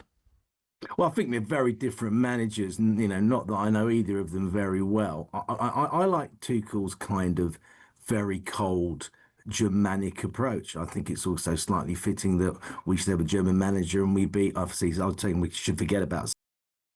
You know, we did beat the Germans, and he is a German, so there would be kind of a nice kind of mirrored simile that if we have a German manager that helps us to lift that World Cup again. I'm a fan of Tuchel's. I was when he was at Chelsea. I think he's very analytical. There was a lot of criticisms made about the people that he left out of the team, but as he pointed out, you know, we have a plethora of tens. We have certain very strong areas and certain weak areas, and we need, if we do get injuries, that can slip into different roles. And I think he's made the right decisions. And honestly, you know, what I know about football, you can put on a postage stamp. But as you do know, I am incredibly passionate. And we are a country that are incredibly passionate about football, and rightly so, because we invented the game. Yeah. Okay, that's fair. Fair point. Ross, come back to England in just a second, because we want to get a bit of a rallying cry from you, because you're the man who does it well. But you were last year appointed the ambassador for the National Emergencies Trust. Can you tell us about this and what it means to you, please? Yeah, I mean, that's a great honour. Basically, that means that should there be another flood, maybe another Grenfell, hopefully not, but I will be used as a call to arms for people to raise money to donate directly. And the fund works in a way that if you donate £1, it goes directly to the people who need it most when they need it most. So yeah, that's a great honour. Obviously, the campaign that I'm involved in right now, I think is of equal importance. Nationwide Building Society, across their 605 branches, are putting defibrillators and bleed control kits outside of every one of their branches. Along later on with Virgin Money branches, there's another 90 of them will be putting defibrillators and bleed control kits outside their. The important message I'd like to get out to people is you do not have to be trained medically to use these things. 42% of us are put off about stepping in if someone collapses in front of us because we're worried we might make the situation worse. You can't make the situation any worse. At that point, that person's heart stopped. What they need is immediate response. Seconds count. On average, it takes around 7 minutes for an ambulance to get to somebody who has been seriously hurt. Those 7 minutes are a long time if your heart stops. So what we need to get people to do is to become far more confident about using the kit. Now, defibrillators, I tell you now, they tell you what to do. So you ring 99 immediately. You make sure it's safe for you to step in before you step in. Once you step in and you've got the 99 operator will give you the code to the defibrillator box. You open it and it literally, as soon as you open it up and press on, it will talk you through what you need to do. And it is simply as placing a pad on the shoulder, a pad on the ribs, plugging it into the machine, and then it analyzes that patient and it will tell you what to do. And what you need to do, should you need to do it, is press one button. Okay, Ross, I'm so glad you said this because there's so many of us who wouldn't know that this morning, including us. We're looking at each other going, that's important. It's that simple. It is literally 4 stages. And the bleed control kits, which will be available as well, are incredibly simple to use. I mean, obviously, I've been trained in hostile environment medicine and I'm a first responder. But and I'm not being silly here. The first time I was presented with the idea of doing it, I was daunted. I was worried that I would get it wrong. Once you've learned literally how simple it is, it becomes second nature to you. And the more people that understand CPR and understand how to put a tourniquet on, the more people we're going to save in this country. And here's a shocking stat for you. Of the 40,000 cardiac arrests that happen outside of hospital, your chances of surviving are less than 1%. And we need to change that in this country. Well, I'm glad you've spoken about it so well this morning, Ross. Thank you very much for sharing that with us. OK, you mentioned England. You think they might get to the semi-finals. Let's picture ourselves now, Ross. England are in the semi-finals to get to a final. What does Ross Kemp say to this England team and what does he say to the fans? Gosh, I'd say lots of things. Go on. Do you want me to a rallying cry? Rally and cry. Go for it. From the dome, from the freestyle it. Every one of you, every person supporting England, you know you have got this. You know that you can do this. Do this for you. Do this for your nation.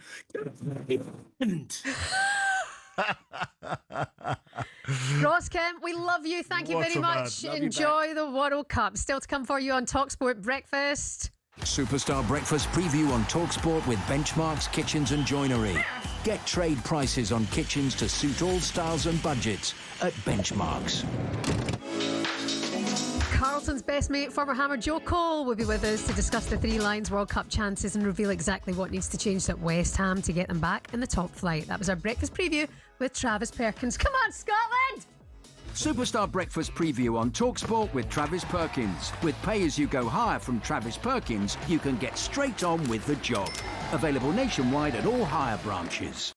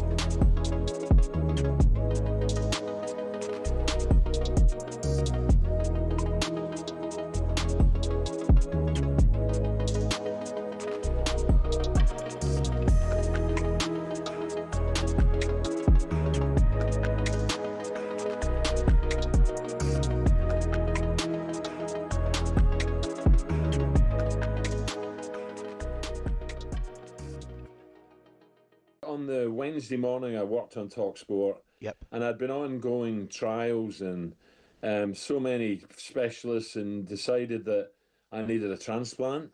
And I'm like, I didn't want to do it, but my kids and Jill said, you got to do it, you have to do it, you are doing it. And amazingly, on the Wednesday I was doing radio, I'd gone through loads of appointments, loads of serious questions, you know, and they decided, okay, we'll have a go at this, or else you're in trouble. Yeah. And on the Wednesday I finished 10:15.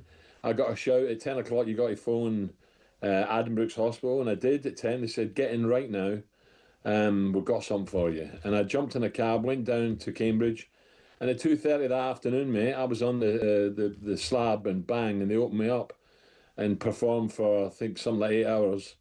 They transplanted my liver, right? I had a tiny liver by all accounts, and they transplanted it. And I was there for 8 hours, and my heart did stop for a bit. And Football fans all have stadiums we love, but do any of us have a pitch that we love? It might sound like an odd question, but pitches can be different sizes with big consequences. Why is that? And what are the actual rules? Back when association football started, pitches could be up to 100 metres wide and 200 metres long. That's longer than Ellen Road. Not the pitch, the stadium. Anyway, UEFA wanted a standard across Europe for international matches, which became 105 metres long and 68 metres wide. But some clubs had been rebels, not intentionally, but because of the stadiums. Take Highbury, for example. It was 5 metres shorter and a metre narrower, meaning away sides had a challenge to adjust. White Hart Lane was exactly the same. And actually, when Spurs temporarily moved to Wembley, they asked the FA to shorten the pitch. The FA, very offended by the sacrilegious suggestion, said no, which in fairness could have actually benefited Tottenham, because when they moved into their shiny new stadium, the pitch was exactly the same size as Wembley's. Today, Forest Pitch at the City Ground is a big un. It's 2 metres wider than any other pitch in the Premier League. But the smallest of all, Craven Cottage, just 100 metres long and 65 wide. No excuse for not tracking your man.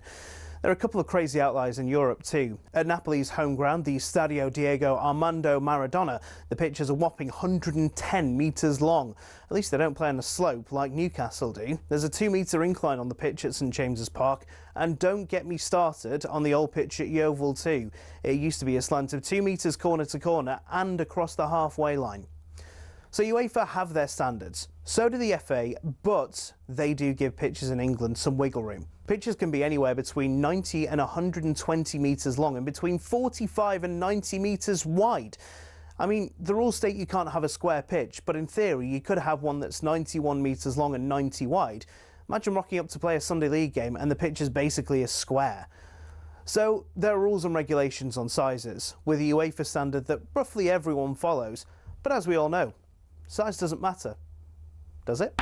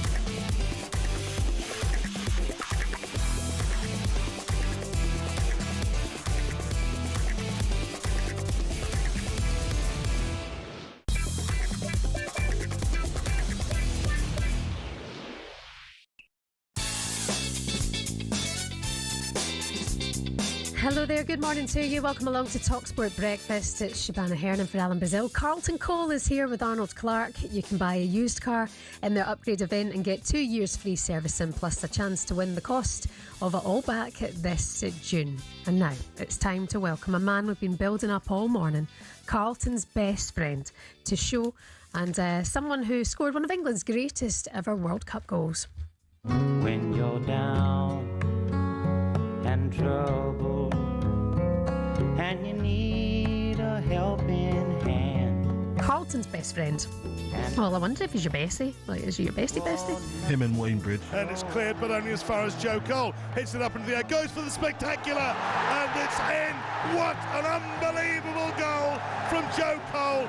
35 yards out, on an angle. He's hit it up. The goalkeeper, well, he saw it coming, but there was nothing he could do about that whatsoever.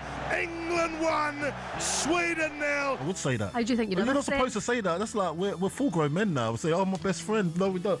Football friends. You just said bestie. I did say that, but we've connected differently after our careers have gone. So now we can call ourselves besties. Oh, friend. I'll come running.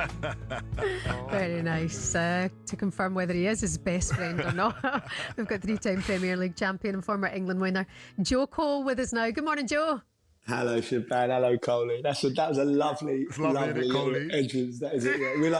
We're like the 40-year-old in betweeners. It's brilliant. Well, brilliant. So it's you, Carlton, Wayne Bridge. Who's the fourth? Who would be the fourth guy that you? Oh, we've got people that come in and out. Like stragglers, hanger-oners. There's lots of stragglers. There's lots. It's an extended family of misfits. Shebahn. I'll tell you what. We've got Wayne Bridge, and his nickname with us lot is Velcro. Yeah, because he just gathers in the crowd. He gathers in. So we'll go on a night out or something, and then Wayne Bridge will be like something like he'll have talked to somebody on the last night out, and they're on our new night out.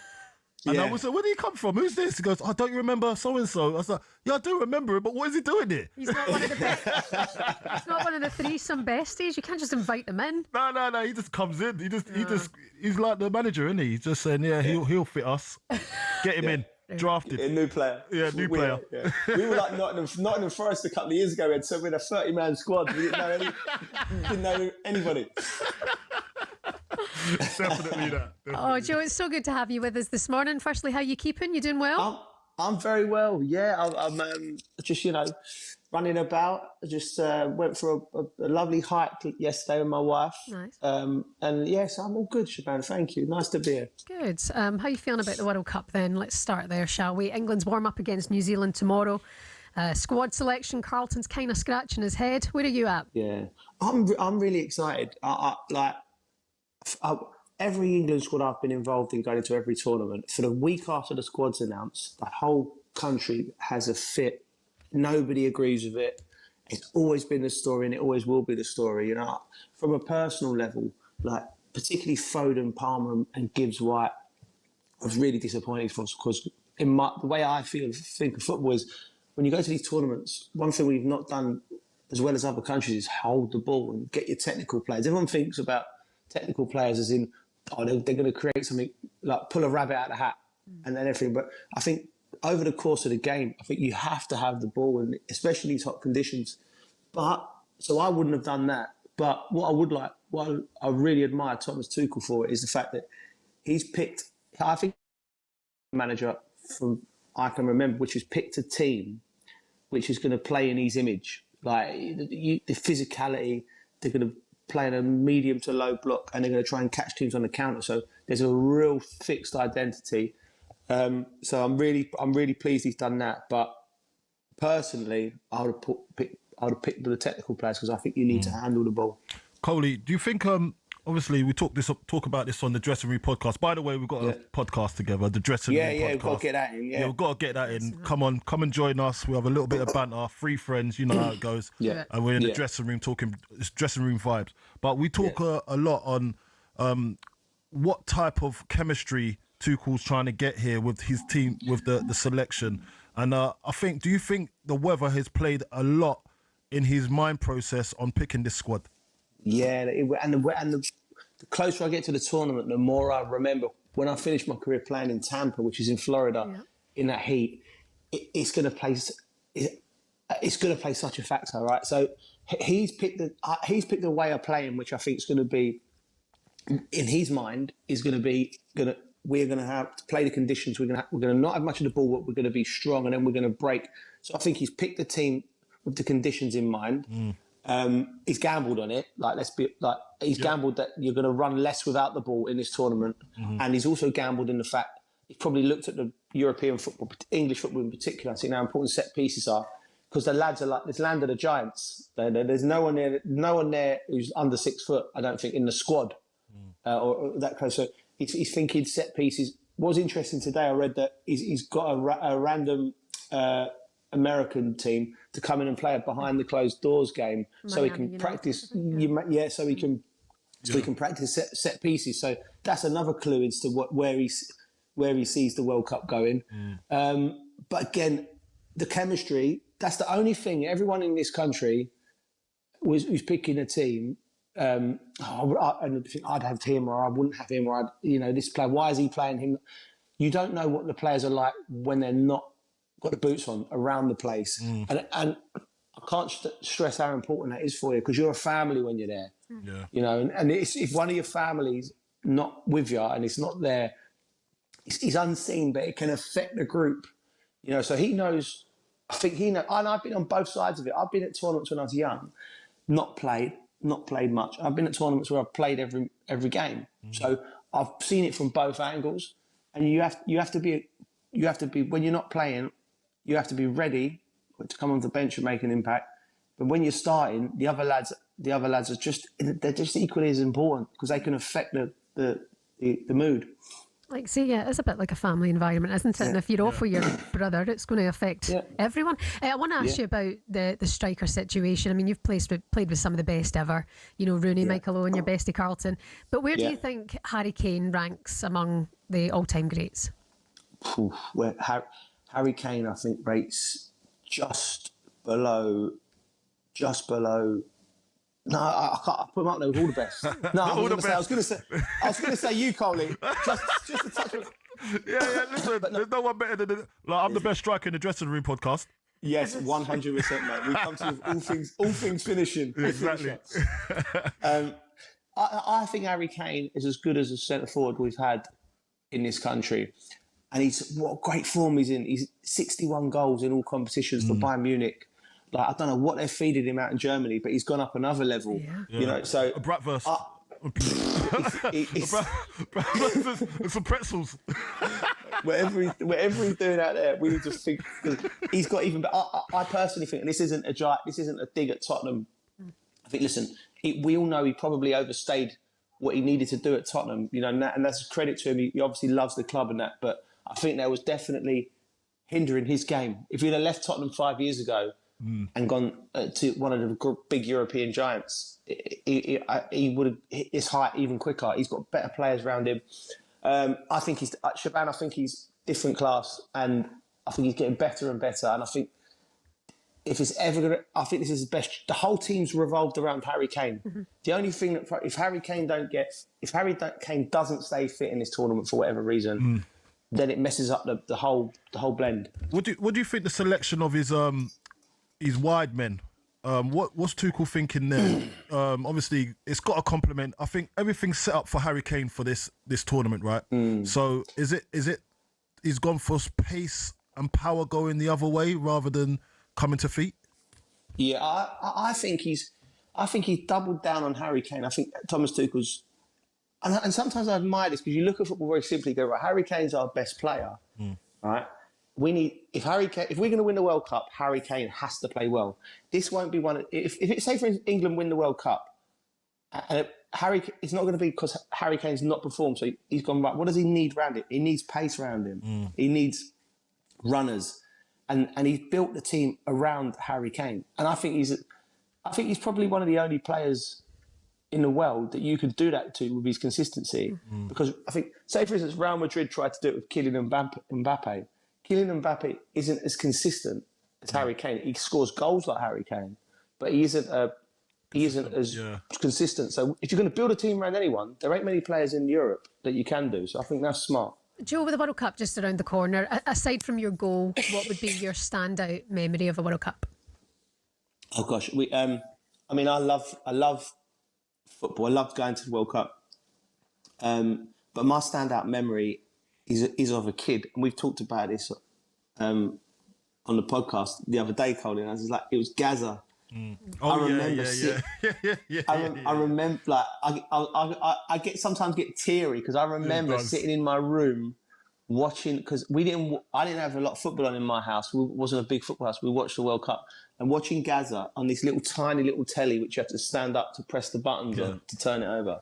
Watching him play in Italia 90 was just the reason the only reason I wanted to be a footballer. I can remember it vividly, thinking, watching Gaza, and even when he got the yellow card and he had the tears with Lineker, I remember all of that. And I remember vividly thinking, right, I want to play for England at a World Cup, and that's my mission. And so that's my favourite memory. That's nice. Listen, Joe, thanks for coming on with us this morning. We can hear more of you and Carlton, and I take it the other guy is Wayne Bridge, the other best. He's with you. Yeah, Velcro, he's on there. Velcro is the Dressing Room podcast to get all your thoughts on that as well. Joe Cole, thanks for your time. We appreciate it. Thank you, guys. Take care. See you later, Coley. Coming up, you will not miss a single kick of the World Cup on talkSPORT. All 104 games live on the talkSPORT network. Starting next Thursday, Mexico hosts South Africa in Mexico City. Coming up, we'll bring you the very latest from the transfer market and whether Jared Bowen could stay at West Ham. That's coming next.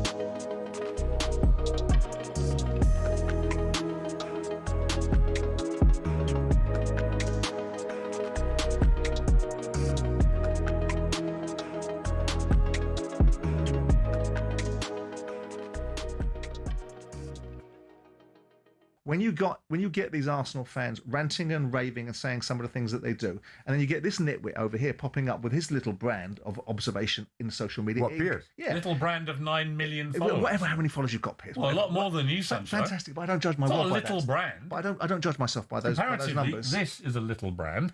My YouTube channel is 4.5 million subscribers. I'm delighted. I have 9 million followers on X. So when I say something to 9 million people, I'm saying it to a lot more millions than you. I'm delighted. No, but it's not a little brand. I'm not a little nitwit. No, I'm delighted. You may not like what I say. I'm delighted. But the platform I have is infinitesimally bigger than yours. I'm delighted. You've pivoted into the digital world and hung on by your fingertips, right? But the bottom line is I'm looking at the content.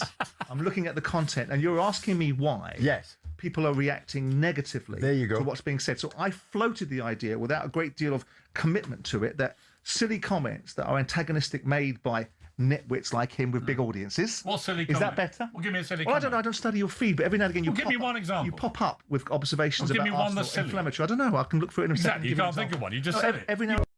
Hello, I'm Matt Forden from talkSPORT. This is How to Win the World Cup.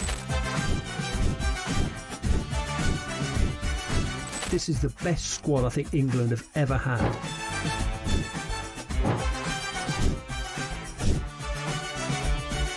He used to love America, now he doesn't. It's very sad. It was so important to succeed because of all the pressure we received. Don't jump for this one, I'm going to knock his head off. Warning, this podcast does not guarantee England will actually win anything.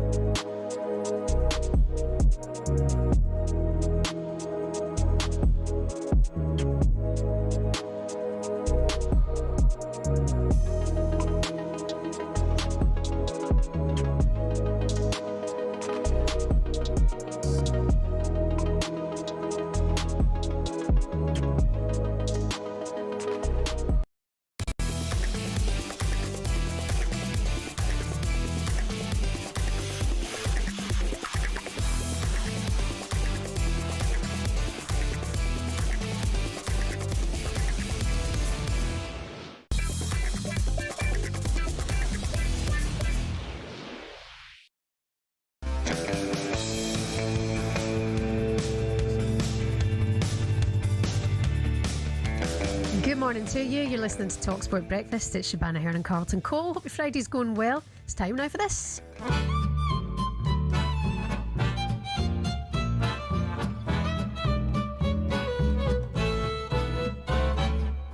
Crookies Roundup, right here every day. Crookies Roundup, which players are on their way. If an agent's got a story. Hello, Alex Crook. What you got for me? Crookie gets it first. Yeehaw, cowboy! There's a snake in my boot. He gets all the gossip from the best players to the worst. Of course, it's time for Crookies Roundup. He's the very best. He's the rootinest, tootinest journo in the Wild Wild West. Crookies Roundup. Yeah, I know Buzz from my Bournemouth days, actually. Wow. Wow. Did your family sing that to you? The kids cringe. You like but I tell you what, I've not seen the graphic before. That's pretty impressive. Woody. Little Woody Crookie. We'll try and recreate that in Dallas. I'm sure. Our chief football correspondent Alex Crook is here. Crookie, we've been talking about best friends all morning because of Coley's Joe Cole and Wayne Bridge. Loving. Yeah. You're on with Sam and Gabby at 10 o'clock. Sam and Dean Ashton today. Oh, it's Dino, is it? I think Gabby's been poached by Drive. Oh, interest. Yeah, apparently their ratings are a bit low, so they need a bit of help. You had to get the Gabstar. Love it. Would you say Sam's your best friend? Unfortunately, yes. Yeah, he is, yeah. Yeah. Would Gabby be your third or? He's working his way into the circle. You don't have nothing in common with Gabs. He's about the high life. You're a humble man. I have stayed at his house. And Have you? Yeah. Okay, so that's a friendship then. They're very different pad to mine. Okay. That's fertile soil to grow from. Gabby's You know what I hotel. mean? Yeah, Gabby's hotel Nice. in the Midlands. Talk to us about Marco Silva, shall we? And Fulham on his way to Benfica. Who's expected to come in? Yeah, Marco Silva has now agreed terms with Benfica, 2-year deal initially with the option of a third. I think Fulham always feared that this would be the case. He's been there 5 years, which, when you look at his previous managerial jobs, he's been a bit of a nomad, hasn't he, really? Never stays anywhere for very long, so they've done well to get 5 years out of him. I think Kieran McKenna is their preferred choice, but not a cheap deal to do. He's got an £8 million release clause in his contract at Ipswich. Oh, that is a lot, isn't Yeah, it? it is a lot, but it's interesting because if Fulham signed a striker for £8 million, it wouldn't be seen as a lot of money. But clubs, they're always reluctant to pay for managers, and you think how important the managerial role is these days. That always baffles me a little bit. Okay. Yeah. McKenna's a good choice, I think. He's football will suit them, I think, the players that they've already got. And it's a step up for him, isn't it? Because it's going to be another battle to keep Ipswich in the Premier League. You kind of see Fulham now as this established Premier League team. If that does happen, do you think the lap goes to Fulham? Very good question. Well, obviously, Raul Jimenez has left. He's in talks with Wolves, by the way. A lot of their fans would welcome that return. Yeah, it could be a good shout. Be a good shout. Right there. Do you want my job? Jump on that, Cricket. I'm just thinking outside the box. That's all I do. Talk about Manchester United. I watched that interview with the CEO, Omar Barada, talking about the hope to keep Bruno Fernandes at Manchester United.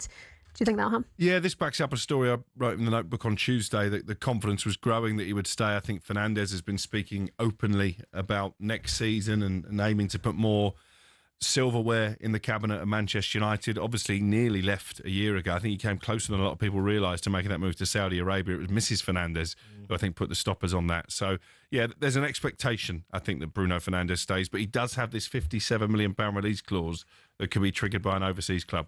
Yeah, I think he stays loyal, don't you think? I think It feels like an odd turn to leave. You know, when you look at how well United did in the second half of last season, I've stuck my neck on the block and said, actually, I think they've got a chance of finishing runners-up behind Arsenal next year. When you look at the changes at the other top clubs, new manager in at Liverpool, new manager in at Chelsea, new manager in at Manchester City, it feels like an opportunity under Michael Carrick to really build on what they achieved in the second half of last season. Yeah, my thing with Michael Carrick, so he's had a good run because they've been out of all competitions, but now the competition is going to be piling on him. Yeah, how to balance the squad, who to play. That's going to be the new, I'd say, challenge for him to manage. And that's why it's such a big summer, because the squad is light. I think you saw that even when he did experiment in that Sunderland away game. 0-0 draw was really drab when he put a couple of the Deadwood into the team, people that you'd expect to be leaving. So I think they need at least 5 signings. Obviously, Ederson is pretty much done and dusted, just a case of signing that contract.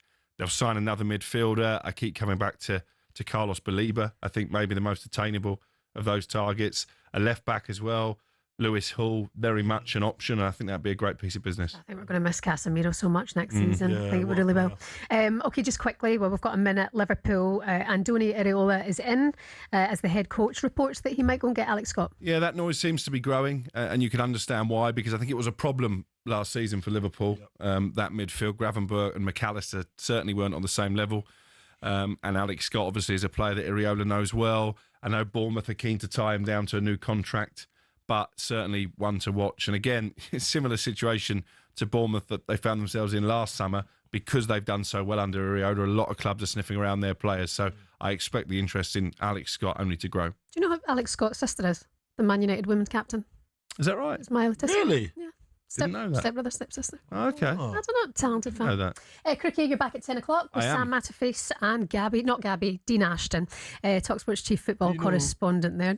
No. Coming up, we'll turn our attention to Celtic and why some fans don't want Robbie Keane to be the new manager. More on that next.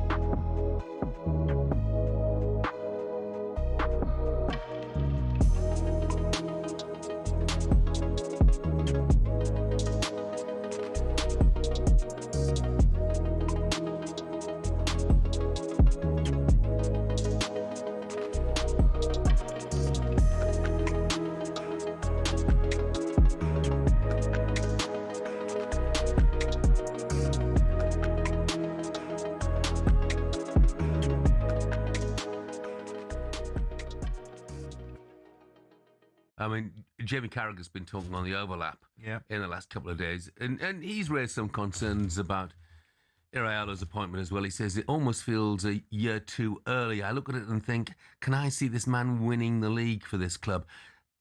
And I get that point, but on the other hand, you know, can you see Enzo Maresca winning the league? It is first season for Manchester City. You just don't know. Don't know.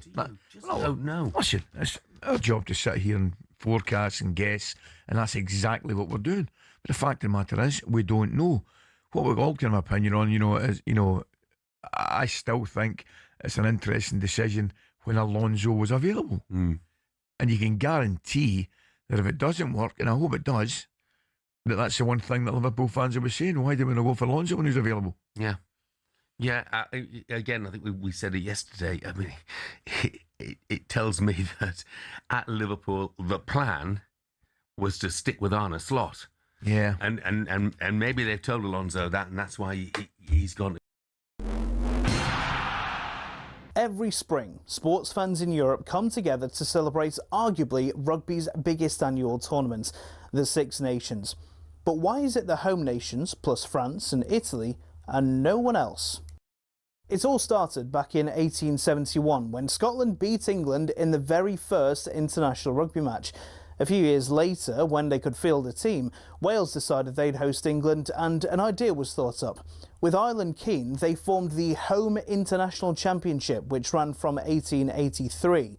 In 1910, France was allowed to join, as they were developing into a serious rugby nation, and thus the Five Nations was born. France had an interesting history with the championship. They were actually booted out for paying their players in 1931, when the home nations were keen to keep it amateur. After World War II, though, France were let back in, but it remained a closed shop for more than 50 years. And when another country was let in, it was only really because the Five Nations hand had been forced. Italy was developing into a serious contender, beating Scotland, France and Ireland twice in the same year, meaning in 1999 officials got together and said yes to Italy, and it became the Six Nations. So what changes, if any, come next? 7 nations? 8? A promotion and relegation system? Or should we leave it alone and let it remain the great rugby tradition it's become?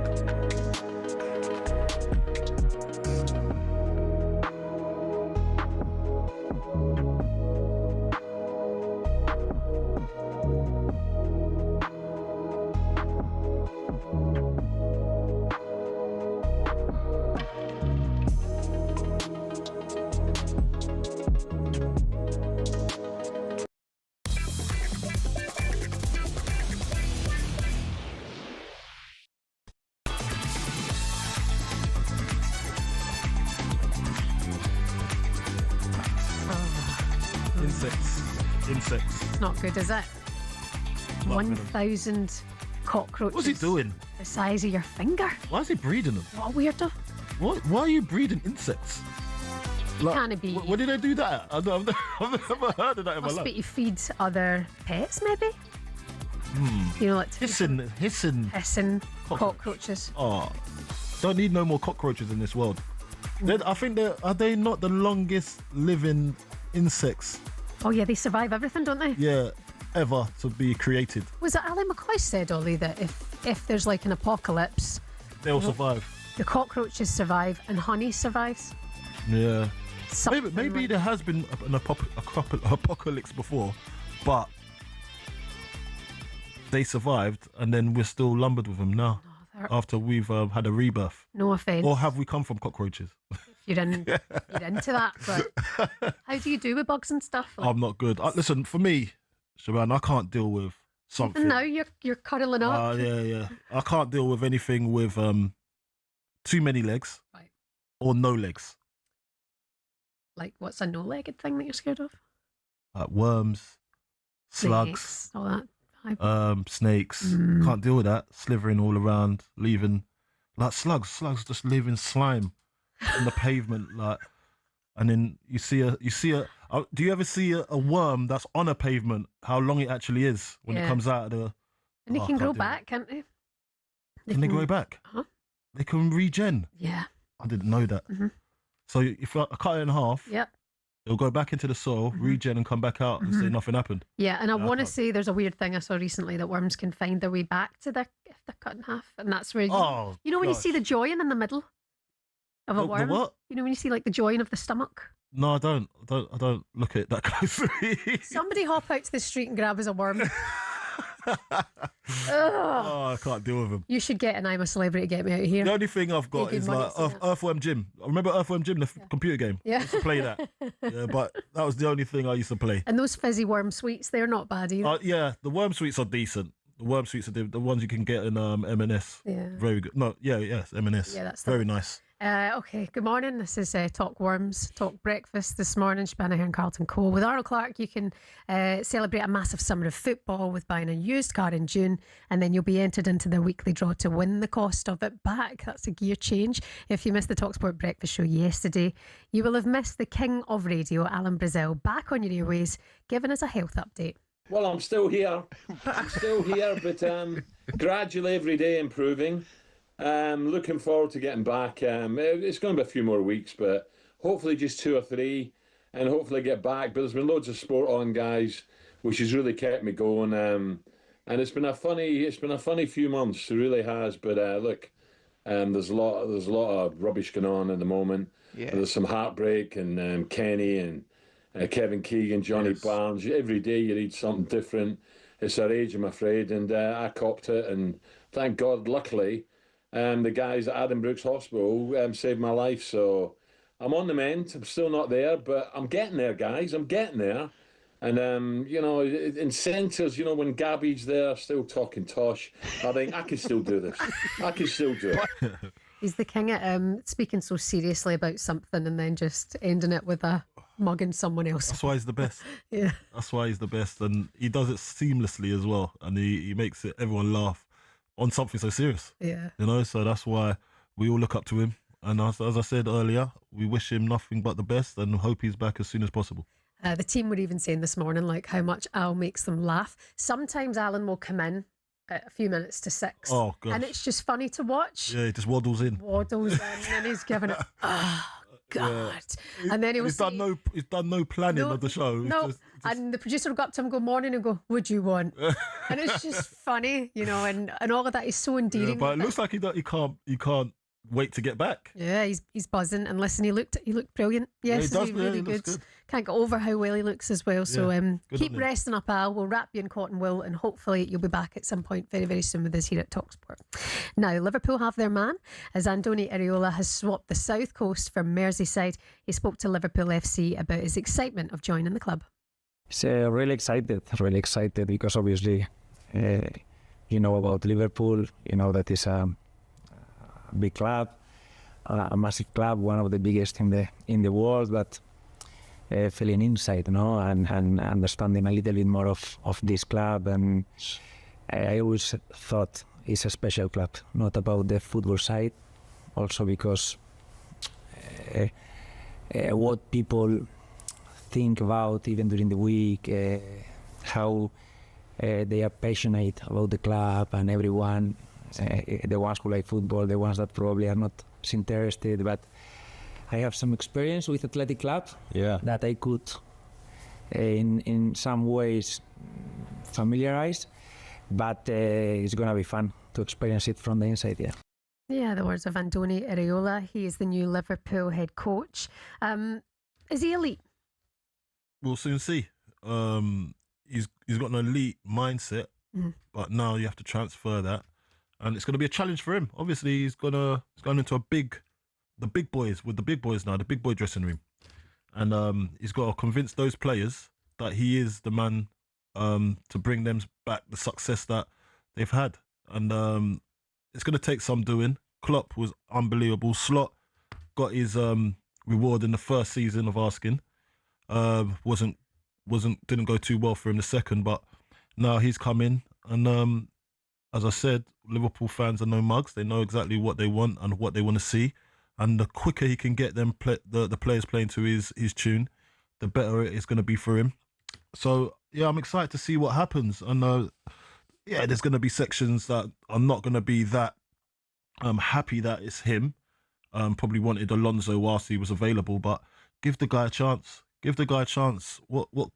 There's a lot that can go wrong, but there's a lot that can go right as well. Liverpool fans, we've been hearing from you all morning. 03717 223344 is the number to have your say. We can speak to Ross, who's a Liverpool fan. Ross, good morning. Are you convinced by this appointment? Morning, Shebahn. Morning, Coley. Morning, mate. How you doing? I've just been fighting my way through the back streets of Brindisi to get to the airport. Where you going? One thing I'll say about Brindisi, that I think the Romans built the roads and they were the last ones to fix them as well. Terrible, I tell you. On the Iraola, absolutely. I'm not convinced because, time will tell. Is he elite? Don't know. Time will tell. But I'm willing to give him 5 years. And the reason why I'm saying that is, being flippant, I'd say anyone but Slot would be great. But that's not the case here. He's you can learn management. You can be taught it. You can do coaching. But I think attitude and mindset, I think that's fixed. That's in a person, and he's got the right one. He wants to play exciting football, and he might not get it right every time, and he might not get it right straight away.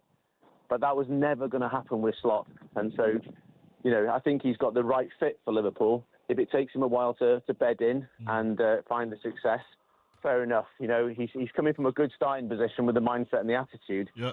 He has proven himself with a small squad, with smaller budgets, and he's done really good things at Bournemouth. And it remains to be seen if he can do the same with the big boys. For me, I'll give him 5 years and I'll back him all the way. Wow, 5 years. Yeah, what if he loses the first 5 games? Ross, you'll be the first on the phone. Get rid of him. 5 years. I can't take 5 years of this.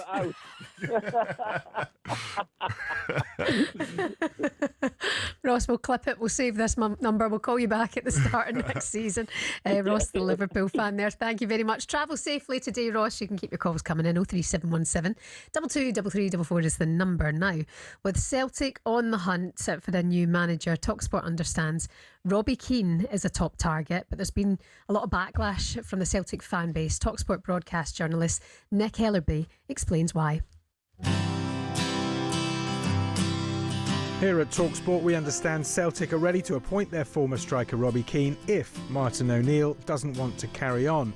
But the news angered some fan groups unhappy with Keane's decision to stay in Israel as Maccabi Tel Aviv boss, despite the ongoing conflict in Gaza. The British Red Cross says over 70,000 Palestinians have been killed in Gaza, including 17,000 children, since Hamas fighters killed 1,195 Israelis in 2023's October the 7th attacks. A statement from a group calling itself Celtic Fans for the Liberation of Palestine says Keane taking over would be deeply divisive. 67 other groups have apparently endorsed that statement, including Ultras, the Green Brigade, and long-established groups including Glasgow University Celtic Supporters Club. talkSPORT's Simon Jordan says we've allowed sport to be used to make political statements. And to hijack sport and turn it into a vehicle for people's opinions and agendas and circumstances, not allow it to be what it really is, which is entertainment and a breather and a distraction from the awfulness of other aspects of the world. Robbie Keane had told reporters a sense of responsibility to Maccabi Tel Aviv's players influenced his decision to stay on in Israel. Yeah, Nick Ellerby explaining that for us. You can get more on this story on our website, talksport.com. And Alex Crook will hopefully have more on the Celtic managerial appointment very, very soon. Coming up, the World Cup is less than a week away. We're going to bring you the all-time 11s next, both England and Scotland. We're doing both of them. We're not talking about footballers either.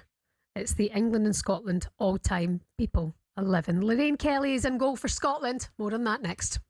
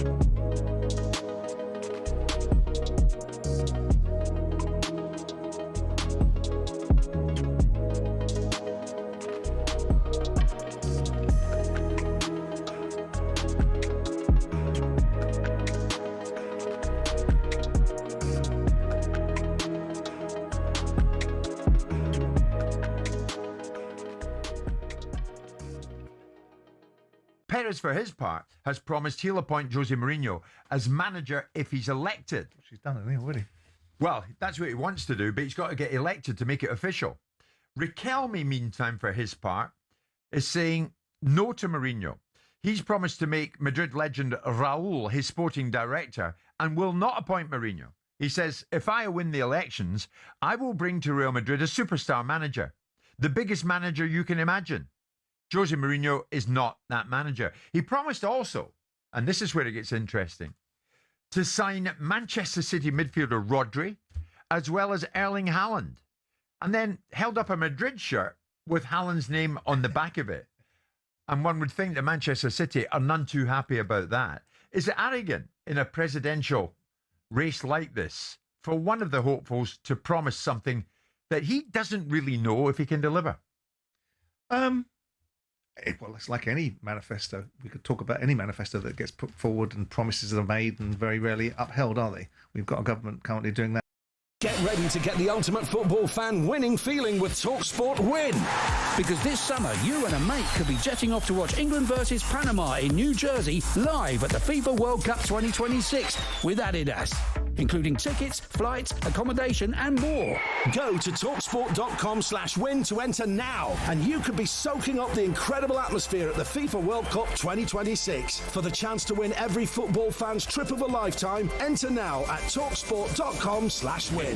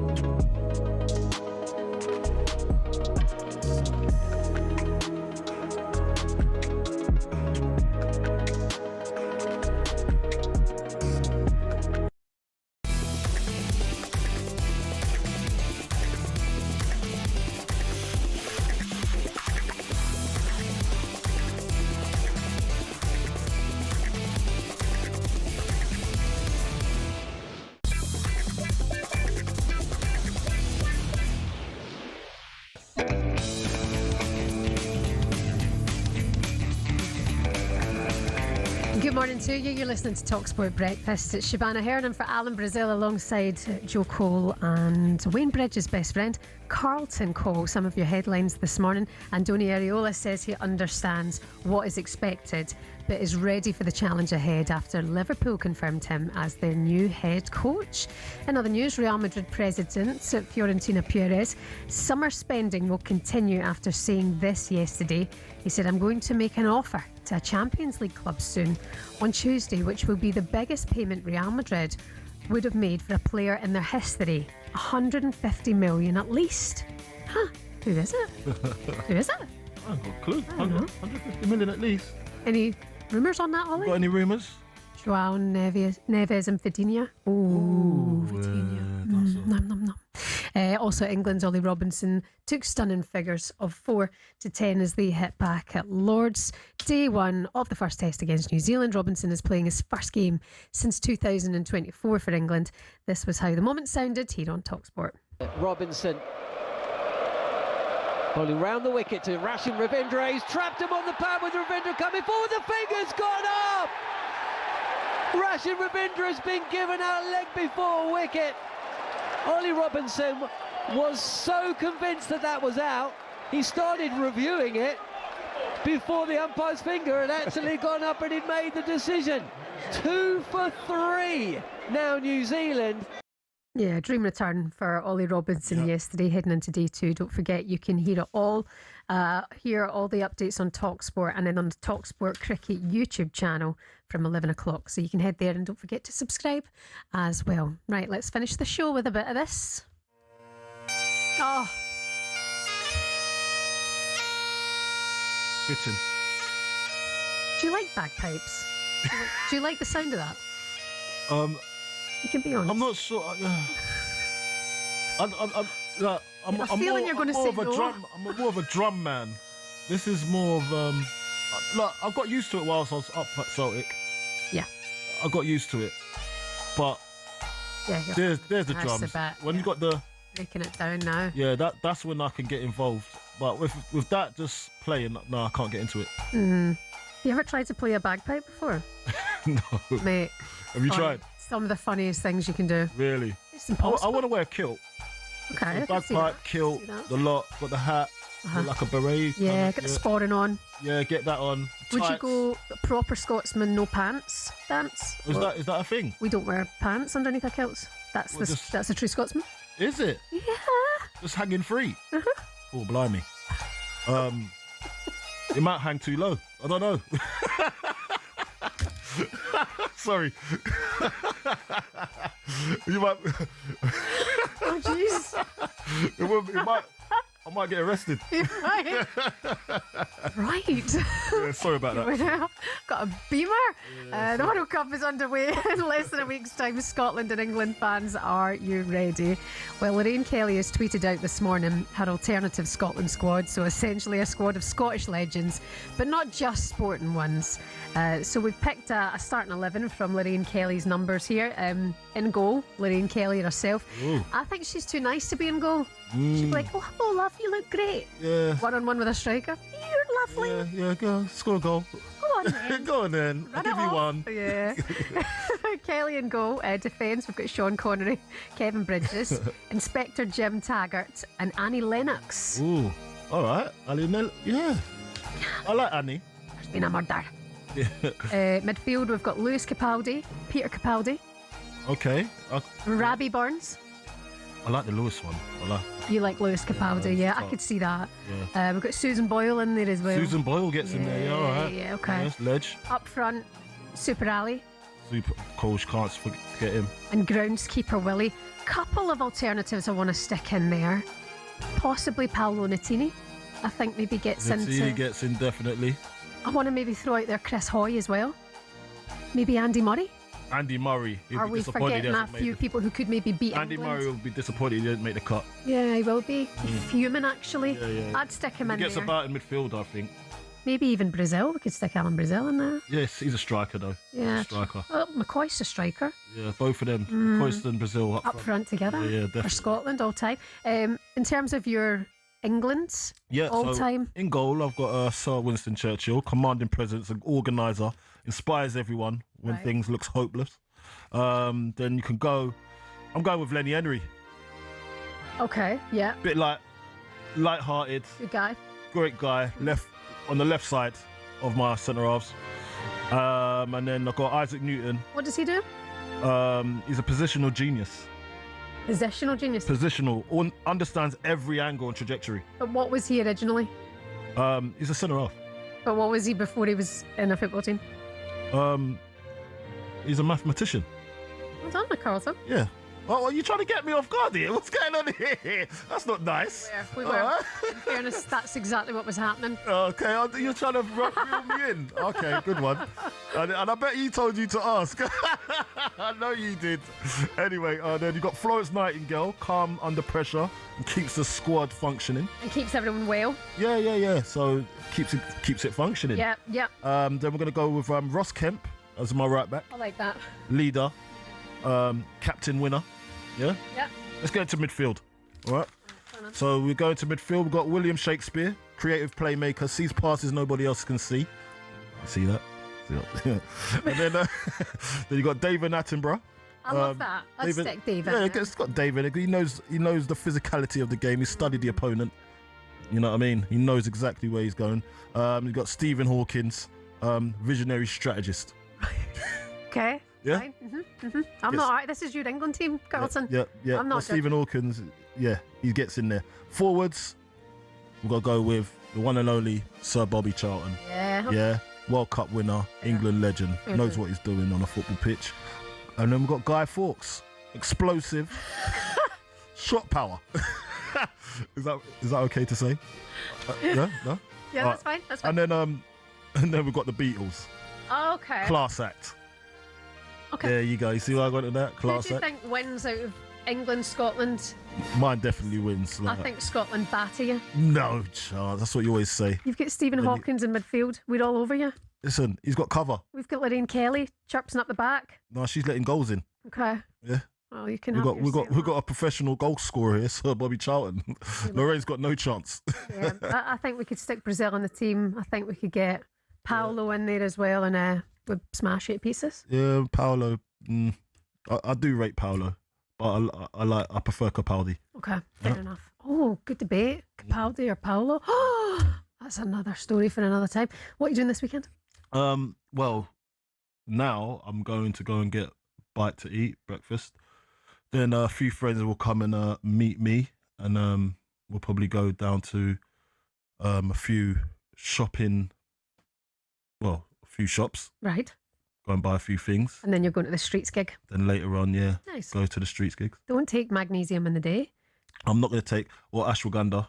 Don't do that in the day. I'm not going to do that. So I'm going to try and be, on my toes. Have a little nap. Yep. Get yourself out and enjoy your gig. I'm not going to have a nap.